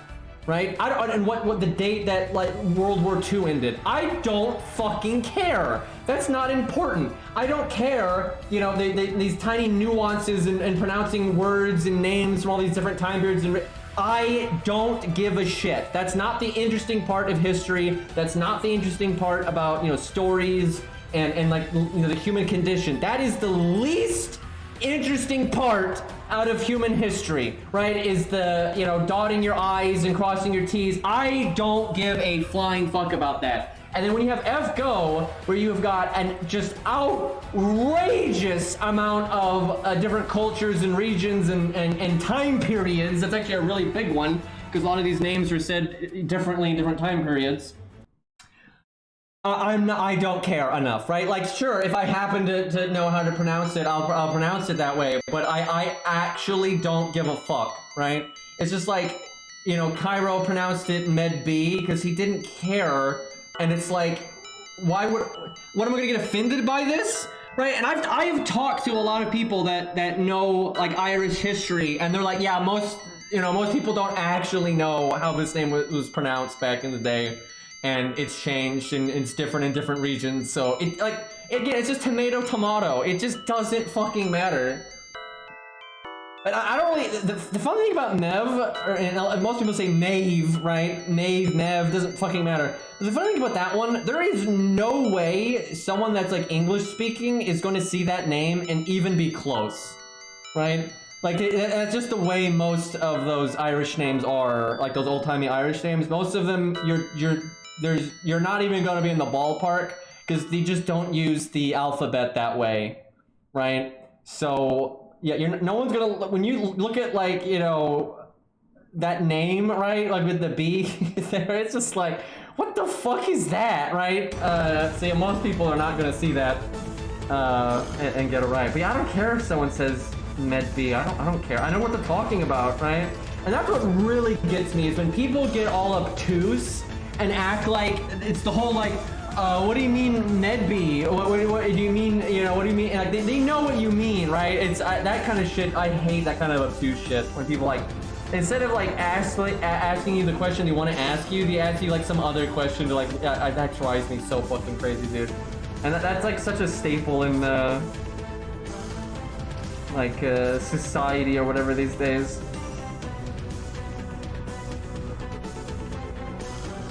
Alright, man, we have not done as much damage as I would have liked, and I like how Hans still doesn't have his NP.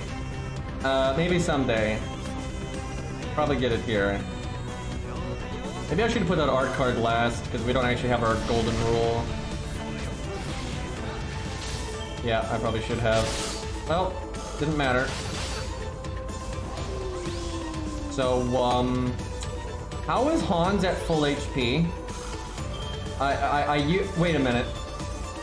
Wait a fucking minute. So, okay, Hans, let's break this down. Hans is level 65. Robin is level 70, and Robin is very skewed into health, the health stat, like that's his stat distribution. So Robin's got more health than a lot of stuff does. So he is tankier than Hans. And then Jason is level 120. Now, Robin used his evade skill on himself, right? Jason used his evade skill on himself, and he healed himself, right?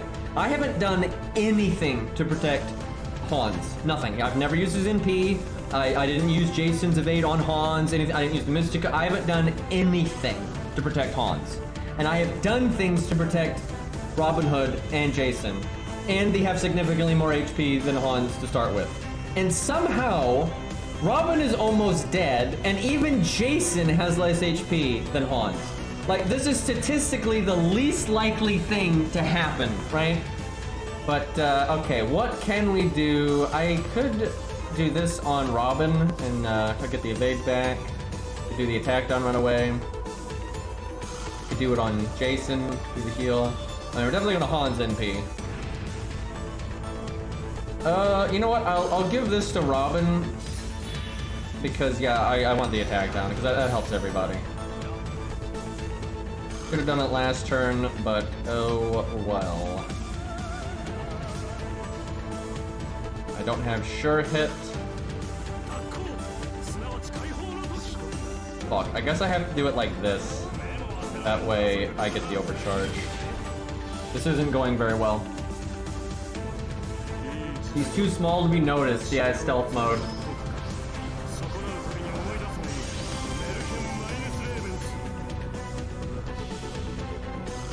Chat. I actually had a dream a while ago where Icy changed his name back to be normal. And now it was like a aspect of like, I don't even remember what the fuck the dream was about. Right, I don't know what the fuck was going on. I don't remember my dreams very well. But I remember in the dream, for whatever reason, Icy put his name back to normal. And I remember being like, yeah, it's nice. But yeah, I don't remember much else about the dream. But I fucking remember that. Green was high, yeah, pretty much. Yeah, I'm definitely dreaming, because that ain't fucking happening, so. Okay, well, even at 120, Jason's not really, accomplishing a whole lot. Surprise, surprise. Just, please hit, I guess Hans, I guess, or, no, actually, I want him to hit Robin Hood and not proc insta-death. That is the best outcome here by far.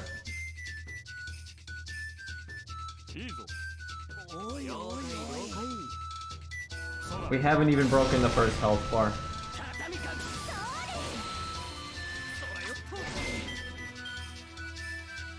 Hit Robin. Robin. God damn it. I could have NP'd with him again, too. Which would have been enough healing to get Robin back into it.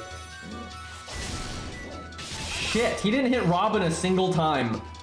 Guys, I needed to bring the Atlas Mystic Code so I could have invulnerability in case, you know, the sure hit NP hit Robin. Guys, that is the whole reason I brought this, because there's no debuffs here.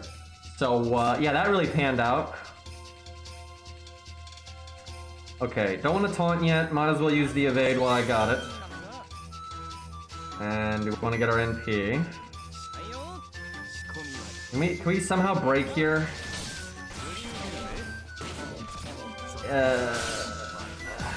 No. Shit! Maybe I should have given him the Buster Up. I don't think that would have made a 4K difference, but okay, no point in buffing now because he's only got 3K health. I can move the attack up, that's good. I can get Jason's NP. Yeah, this isn't looking so hot.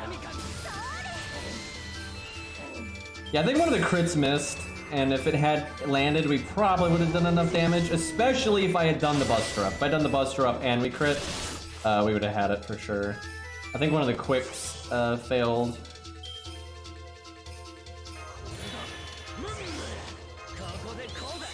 Do I want to evade Leonidas?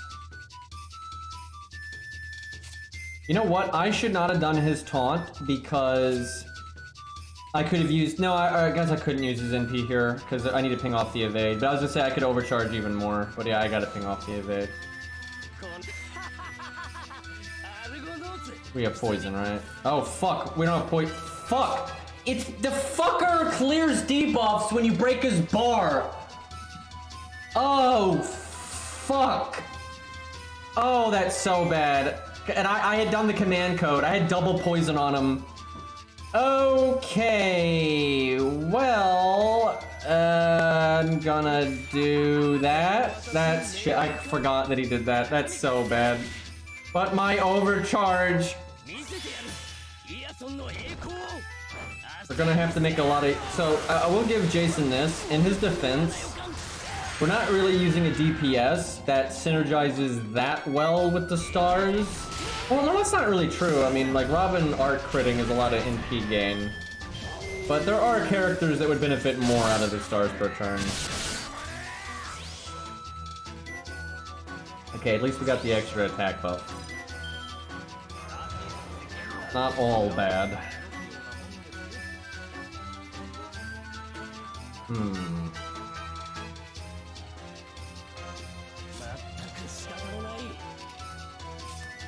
Okay, so I can remove the defense buff, then I throw away the nice crit, but it kind of just is what it is. Thought about doing Leonidas' NP, but I'll take the extra.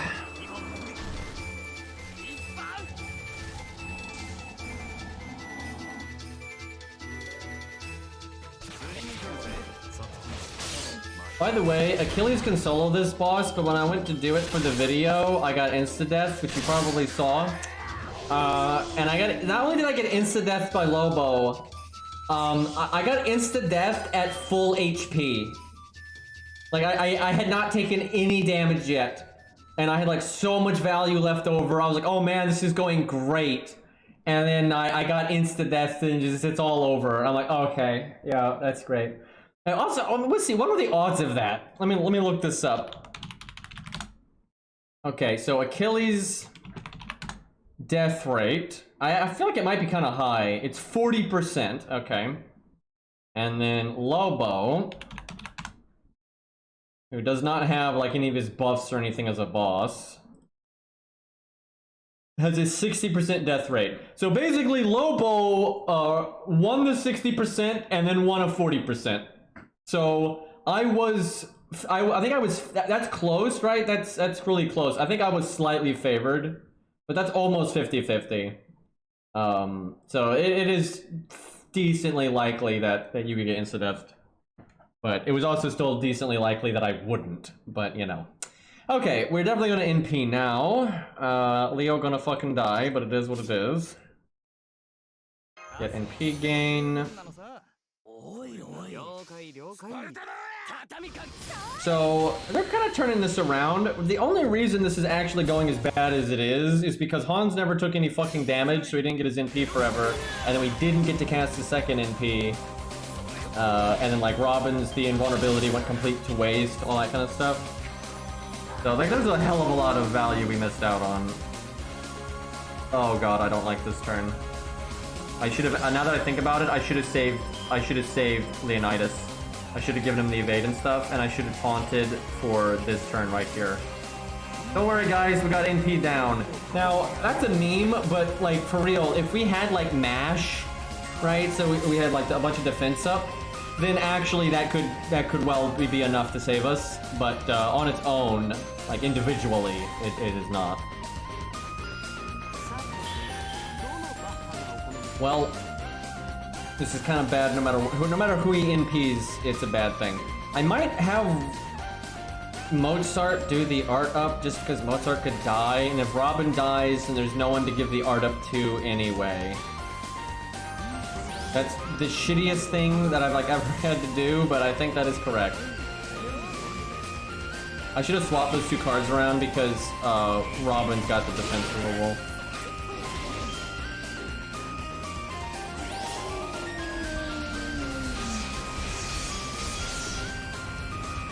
Don't insta death, don't insta death, don't insta... Yeah. So that was the luckiest outcome possible, and as such, I could have saved the art up, but there was no guarantee. I don't feel bad about that, though, because we had a lot of bad luck earlier. That kind of makes up for it, but that was very lucky, no doubt.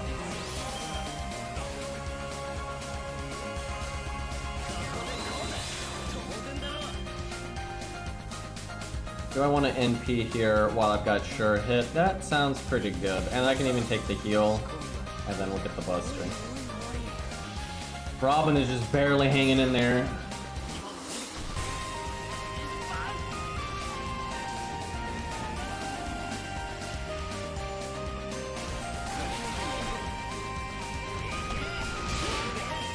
Yeah, I think they're gonna win.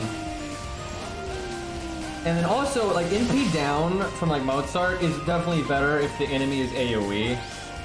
Because, like, the damage is just lower. So then, like, just Mash's first skill. Like, I'm not kidding, just Mash's first skill. And then Mozart's NP down can be enough to survive an AoE NP. Especially for, like, a unit that's counterclassing or something. Now, it obviously depends on the boss and all kinds of variables, but... Alright, we just gotta live a little bit longer and we got this. This was pretty scrappy, but... I mean, using a 70 no counterclass DPS is obviously gonna take a while anyway. Even if Jason was a Castoria, right? It'd still take a while.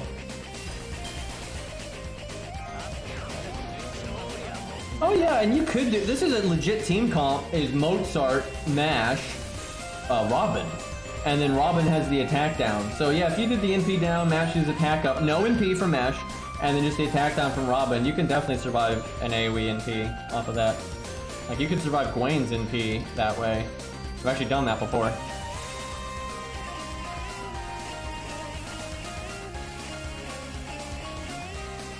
Not really sure if I should focus on normal card damage or trying to NP one more time.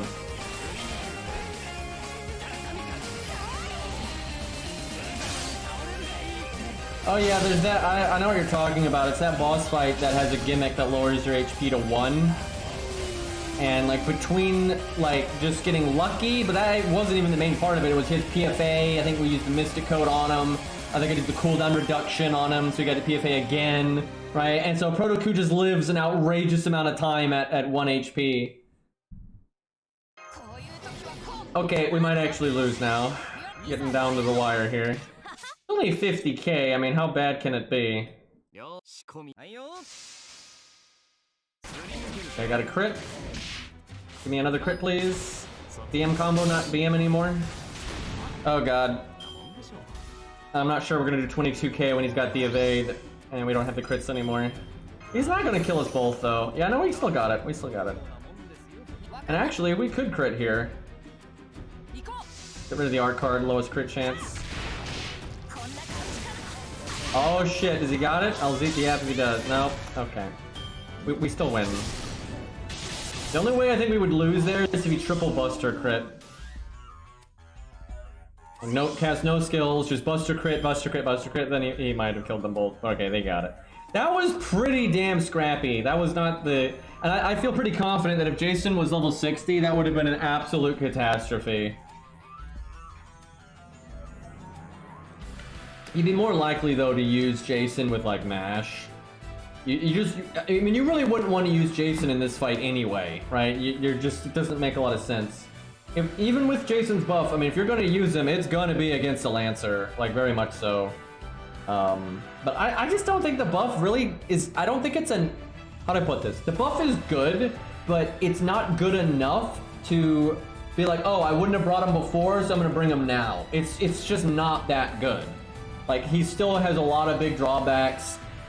The few times you're going to bring him, you probably would have brought him before, right? And then there's not a lot of stuff like on the fence where like, maybe I bring Jason, maybe I don't. Oh, but this buff makes the difference, right? I don't really see that.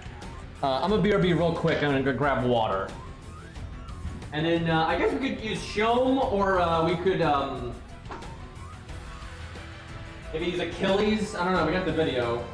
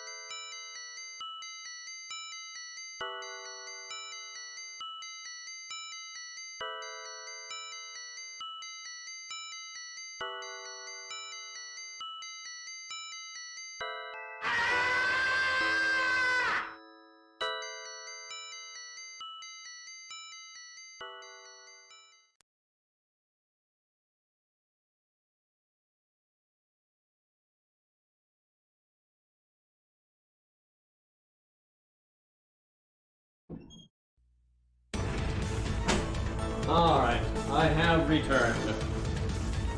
You know what, let's use Achilles against Lobo in a team context. I've done it solo, and I've used him a little bit in teams since the buff, but not that much.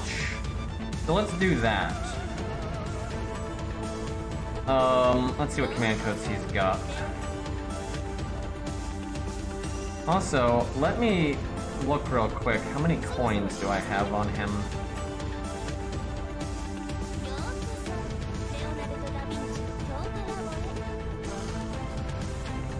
We got 290, but I only got his first two passives. God, I need rider gems. So if I use this one, yeah, I think I need one more Achilles, which I could just use the five ticket on 5 star ticket.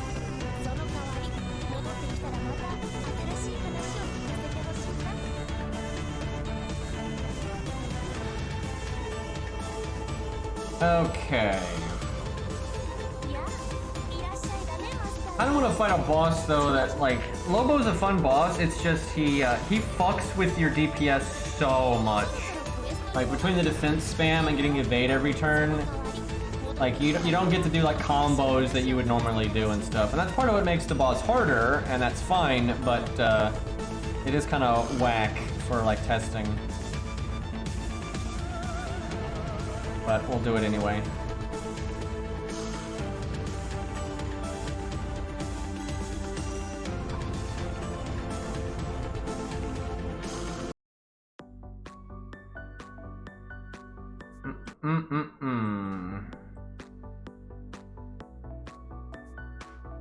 Alright, we'll do no sure hit or piercing vulnerability. Well, the rainbow chain stuff didn't change like that much. I mean, still most units at neutral are still gonna get their ass kicked. But, I mean, rainbow chains just make everything better, just because it makes, like, face cards a lot more consistent. But there's really nothing about Lobo that got any, like, didn't change that much. Like, sure, you're freer to ping off the evade with kind of whatever card you want, but it doesn't change the fact that you're still only hitting him with 2 cards, which is pretty yikes. And Vert Fire, thank you for the 14 months, man. But, like, it's still awkward, you're just missing out on a lot of damage no matter what you do. Unless you have sure hit, obviously. You know what? We'll give him a heal. That did Robin Hood a lot of good. Now, Achilles might be AoE, but he's level 100, so I suspect he'll do pretty well here. But, like, right here, like, on my own, like, if everything's budget except Achilles, I'm never gonna bring Jason in this fight. No way. Like, Hans is so much better. And even if the boss was a Lancer, I'd probably still use Hans. The only way I wouldn't is if the boss's, like, damage output was just fucking crazy. But even then, Jason's probably not gonna be tanky enough. So I probably wouldn't use either of them, to be honest.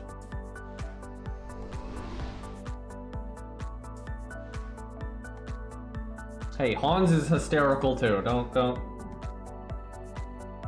get that new toy effect twisted.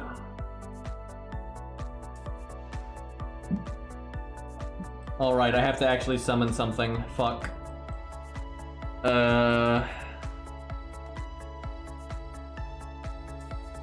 I guess I could summon a Hans. That's not limit broken, but fuck it. I'll just do that, so I just don't use my own. Double Hans. Actually, this would be good. This right here, this is a good team. I'm just absolutely, like, no meme. That's a good team. But we'll do that. And then this has to be something. Maybe bring him in earlier.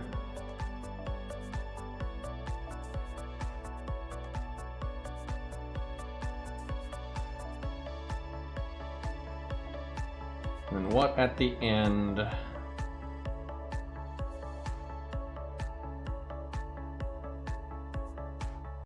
Huh. Chat, can we have a budget quick support? I mean, I know I say this every stream, but, like, fuck. Like, it's so dumb. Like, for Art and Buster, it's really obvious what you do. I won't use Mash just because she's a little too good here, so we generally just Don't use her. Like, there's nothing I can use that really helps on the support side of things. And see, that's where it's just better to then bring a damage dealer to do damage at the end, but that's kind of killjoy. But that's kind of the situation Quick is in. Like, it just kind of is what it is. I guess there's that. She's not exactly free to play, but like, it's kind of all you can do to even the playing field with Buster and Art. I hope they fix that. Now, granted, it shouldn't take 8 years to add a budget Quick support when we've had Art and Buster this entire time. Now, Achilles has his own invulnerability, so I am going to bring default. We could use Jufu, but she is more for Art than Quick. She's okay regardless. But I'm not sure my ult account actually has her leveled. She's maxed out on my main. I could summon her. You know what? Fuck it, we'll do that. She hasn't gotten enough screen time on stream anyway. I think maybe I didn't level her first skill because caster gems. Let me check.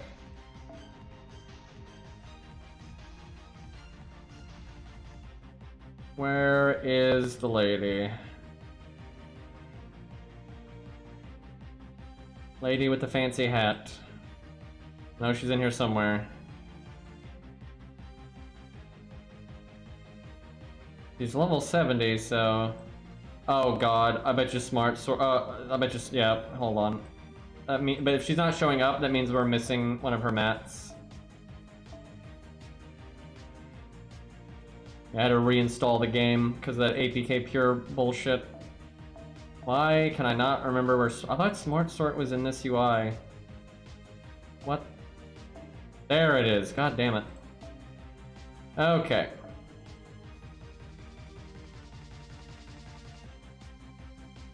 Yeah, I have a feeling I don't have the caster gems. Either that or she's 10-10-10 and she doesn't need... Nope. Yep, okay, yep, that's, thankfully that's not, like, super important, but, I mean, more healing is good, but,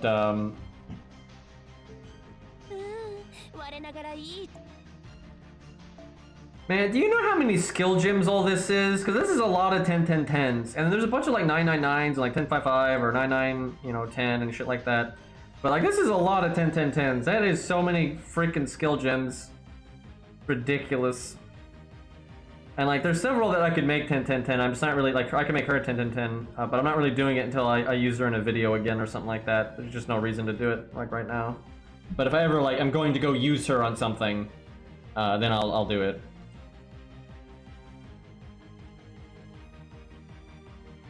Kind of weird that I never 10-10-10 Bedivere, but it's not, like, super necessary.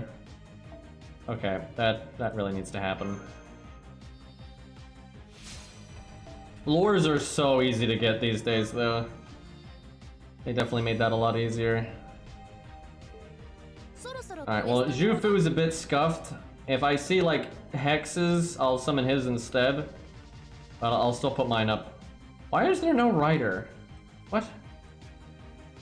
I must have, like, had to do something weird and, like, put him on one of the other lists. What the fuck?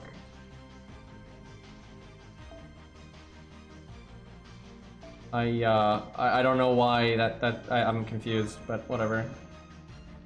Alright, extra slot. Why does Edmund have that? That's so random.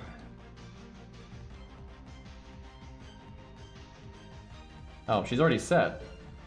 Alright, what are we gonna give her then? Maybe Star Bomb?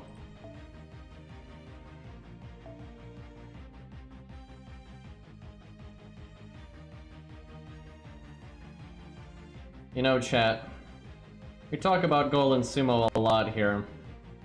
They, really good CE and all that. It's almost a meme, you might say. But it's not the only Kentucky craft essence that's good, chat. Right? There's just something about Kentucky and craft essences. There's, they've added a lot of Star Bomb craft essences over the years, chat. They've added a lot of them. They actually add generally at least one per year, and sometimes they've added two, like a 4-star one. And they just added a Star Bomb Craft Essence, and it's good, but it's not as good as Golden Carp, chat, because yes, 20 stars is nice, but 20 stars and starting NP, so that unit that's like doing the drive-by Star Bomb can maybe use their NP pretty quickly. Martha's got her own battery, then her passive, so she can turn 1 NP with it. Really good, chat. So yeah, you should really consider using these Kentucky Craft Essences. They're pretty powerful, and you know they gave them out for free twice actually. So chat, you don't really have an excuse not to use them.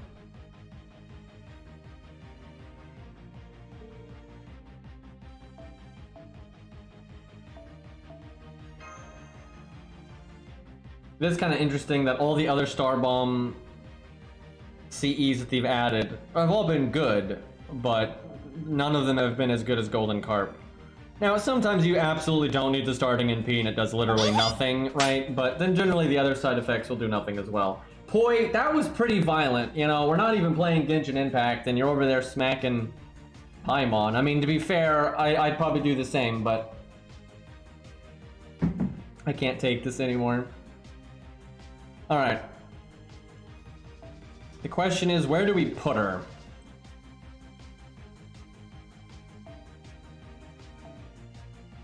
Like on the team. Not actually bad turn 1, just because like the stars. Could do that. Let's try it that way. It's really late on the Alex, but let's see if it works.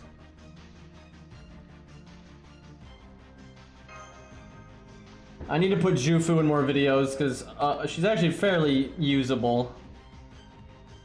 Although Hans is still probably the better pick a lot of the times, but there's enough apples and oranges there that she has her place.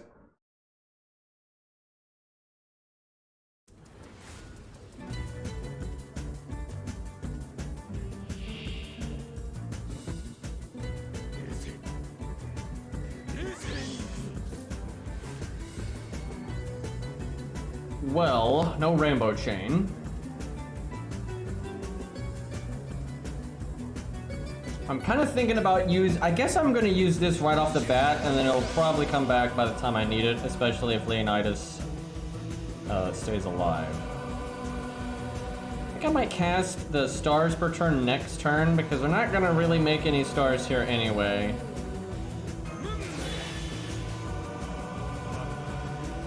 Alright, Lobo, don't do some shitty piece of crap opening turn here. We have a really nice turn 2 if you don't do anything silly. Yeah, I would have really liked it if you would have hit Achilles, you know, 1 time. So I think what we're gonna do is we're gonna use our battery, even though we're overcharging massively. Like to Hans NP, but I gotta ping off the shield. Man, love to do the Brave Chain, but I don't think it's worth. Okay, this is a pretty... Oh, fuck. Okay, you know what? Hans can just NP next turn. Yep. Yeah, I will say support NPs really do get scuffed by the gimmicks here.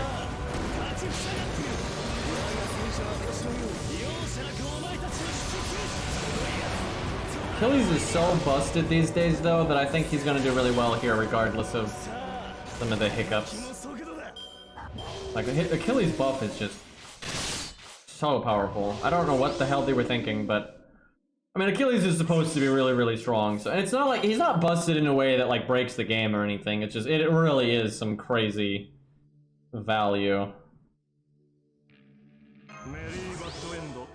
Unfortunately, I got all these... Look at all these buffs I got, and I can't really... I have no Buster card and stuff. I can't do a lot here. Good rainbow. No, that's not worth it. I guess I just do that. Yeah, that's a shitty turn right there. Like, I made all those stars. Ons did not land the attack buff. He landed it on himself, because that's useful. 98. I could have another crit buff and another quick up if I could NP right now. I am fucking dying from this like missed value. Oh my god, the terror. Well, I'll do that, I guess. That sucks, man. If I could have NP'd there, that would have been beautiful. That is still pretty solid damage.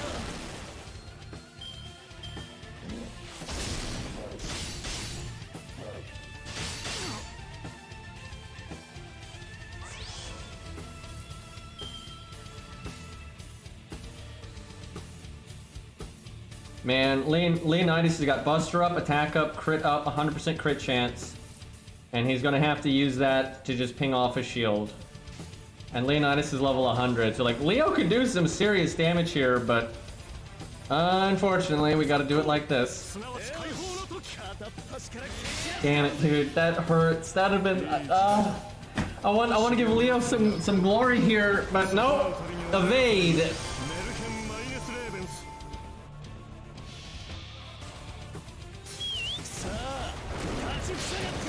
I actually haven't done a single rainbow chain, I don't think, this whole time.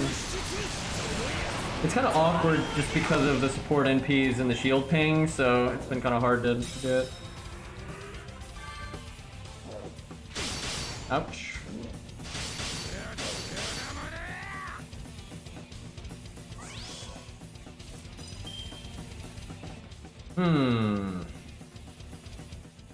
Cast this now because it'll be back off cooldown for the next NP.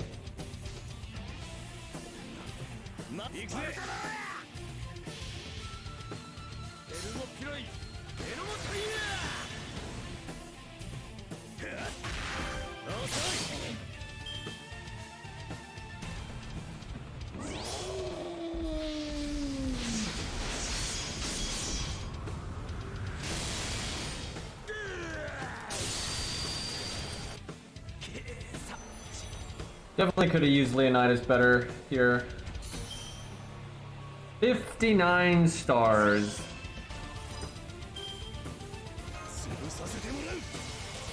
Do I actually need the 30% battery right now? So I want Hanzu's just for the stars. So we're essentially at 53. Yeah, I think we want it. It's gonna overcharge most likely, but I think it's still worth. Quick chain, or yeah, I think quick chain. Probably make more stars than we need, but I think if I did art quick,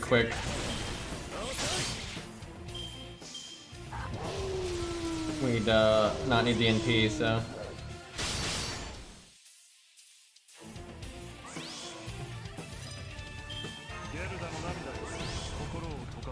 Okay, I got an art card. That's good. I think this is a good time for the attack buff. I mean, you're well, I could have waited for like a brave chain for the extra attack, but I think this is good enough. We're gonna have a crap load of crit buffs here.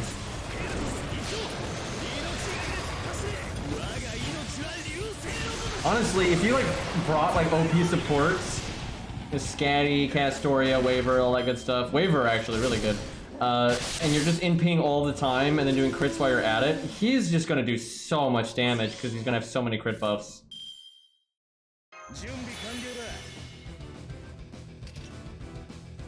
if we can keep Hans alive out of principle here.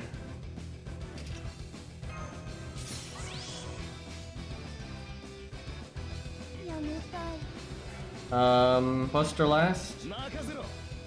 This should do a really good damage.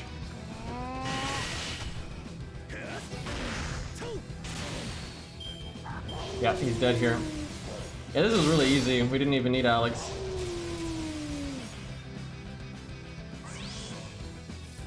I think it's over right now. Well, actually, he's got 2 defense buffs. It's actually... Yeah, we're not gonna do jack shit. Do I NP? Yeah, fuck it. I don't. Who even cares? Like, yeah, we'll do no damage, but just give me the buffs. It's fine. I'll just crit him next turn. What could possibly go wrong? Yeah, it's really nice that Jufu gives buff removal resistance. We haven't had like a new challenge quest to really make use of that, but it'll happen. It'll definitely happen. Ouch. Well, okay, not killing him last turn mattered. We got Hans killed. Man, if you were Alex, it'd be better. Fuck. There's no Buster card here. I think we win anyway. Do we? I gotta be ready to zeet the app here. We only got one crit buff, actually. Yeah, but we kind of messed up at the last second.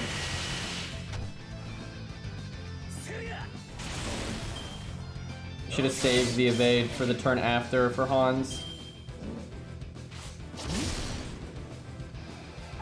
Man, yeah, we slowed down so hard in those last couple of turns, but some of that was bad luck and some of that was some mistakes. And see, now he's got the defense buff. And we still, oh my god, I'm not even sure we'll kill him here. No, we will. We get the crit buff. You know, he's dead now. Yeah, because we can get the first card Buster bonus. I'm ready to zeet the app though. Yeah, I'd be pretty surprised if he survived here, even with his defense buff. Yeah, there we go.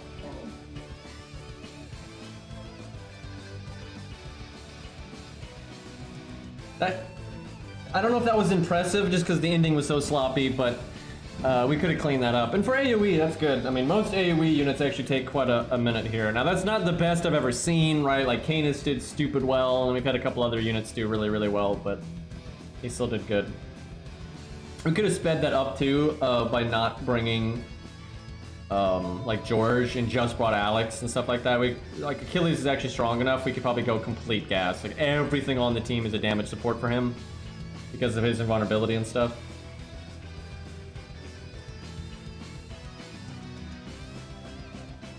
Well, she recovered the plushie, so... Alrighty, well, I'm not sure what else I really want to do here. I don't really want to do the Road to Lost Belt 6. Dude, I have so... Every time they do one of these, I hate them so much. I'm so sick of them. I don't want to do them anymore. Like, all they did, they don't do... They gave Canis, like, 6 million HP. Like, what? Like they just slap 6 million HP on Canis and call it a day. And I'm like... What's so annoying about that is the Canis boss fight is not that hard anyway, right? But if they have that much HP, I've said this every time, but it's the fucking truth. You have no options in how to approach that from a budget standpoint. You have to stall. You are not gonna burst down a 6 million HP boss with any kind of budget setup. That's just not gonna happen, right? Like if you do like 1 to 3 stars or something, there's no way, right? And like you can't even do a hybrid. You can't do like a little bit of damage mixed in with support. You have to go slow and then just take the damage when you can get it, right? Like even if you use like Bedivere, right? Your priority on doing Bedivere damage is going to be like the lowest thing. Your main priority is surviving, and then you have Bedivere NP when you can afford it, and that like shit like that, right? That is so lame. Now, I will say, because Canis is a Lancer, it's easier than normal because, like, Bedivere is so good, and you can basically NP every time Bedivere's battery skill is up. You can just focus on that. So you don't have to go, like, as slow, but it's still 6 million HP. I mean, like, that's still gonna take forever. So, most of the budget setups I've done have taken, like, 50 plus turns for the Road Lost Belt 7 stuff. And that's why there's, like, no videos of them. I mean, dude, like, Antonio, if I remember correctly, I did fucking Mash, David, Hans. And I put no priority on doing, like, damage. The complete priority was getting Hans and Mash's NP as often as possible. It took so fucking long. I mean, it just so fucking long. And that's how most of them have been. There's just no way to have fun with free-to-play and 6 million HP. Right? There's just no fucking way. And like, yeah, you could summon a friend 6-star or 5-star, Arc Knights, by the way. But yeah, you could bring like, you know, one friend's 5-star, and most of these stages then you can beat decently quickly, right? Like if you summon, you know, Merlin or something to support your Bedivere, or you summon a really strong Saber DPS, then you can do like 6 million HP. It's still gonna be kind of slow though. Like if there's only one rare unit on the team, like only one, it's still gonna be pretty slow. Also, you can't do that for Canis actually. I'm pretty sure they make you bring Orion. So for that one, you can't do that. But for the other ones, you can do that. Because like the other fight's Cerberus, and Cerberus is a really easy boss. It's just, I think they gave him like 4 million HP or 5 million HP. And then the other one's Charlotte, and they didn't buff her as much. I think she's only like 3 million or 3.5 million or something. So that one's not that bad, but she's an assassin, so. But yeah, it's shit. I'm so sick of these. I want them to be over. Like, I do appreciate the teapots though, because the teapots allow me to give a lot of bond to Hercules. But yeah, I'm so over that. Especially when like Arknights is over there consistently putting out like awesome content that I like really want to do, and then FGO is like old boss copy pasted 6 million HP, have fun, right? It's just like fuck off, and like what, you get a teapot out of it. Like okay, great. But anyway, I think I'm gonna just call it for today, chat, because it's kind of late, and I want to play like Gundam Evo. I'm not gonna lie, I want to go play Gundam Evo. I haven't played it all day, so I kind of want to go do that. But I was gonna play Dark Souls today, but I just didn't have time. I was so behind on shit, and I had that APK Pure fiasco that took forever to fix. So I'm really behind. But we will play some Arknights and some. Oh fuck, I gotta finish the event ladder. Fuck, I mean, I don't really have to do it on my ult account. I would like to get the NP Seal one though. But I haven't finished the event ladder on my main account. Like, oh god. I don't think I'm even that far, because I've actually been focusing on Bond for Herc. Yeah, I have been practicing Zaku, because like when Dom isn't good, we need something like Zaku, so I have been practicing the rat.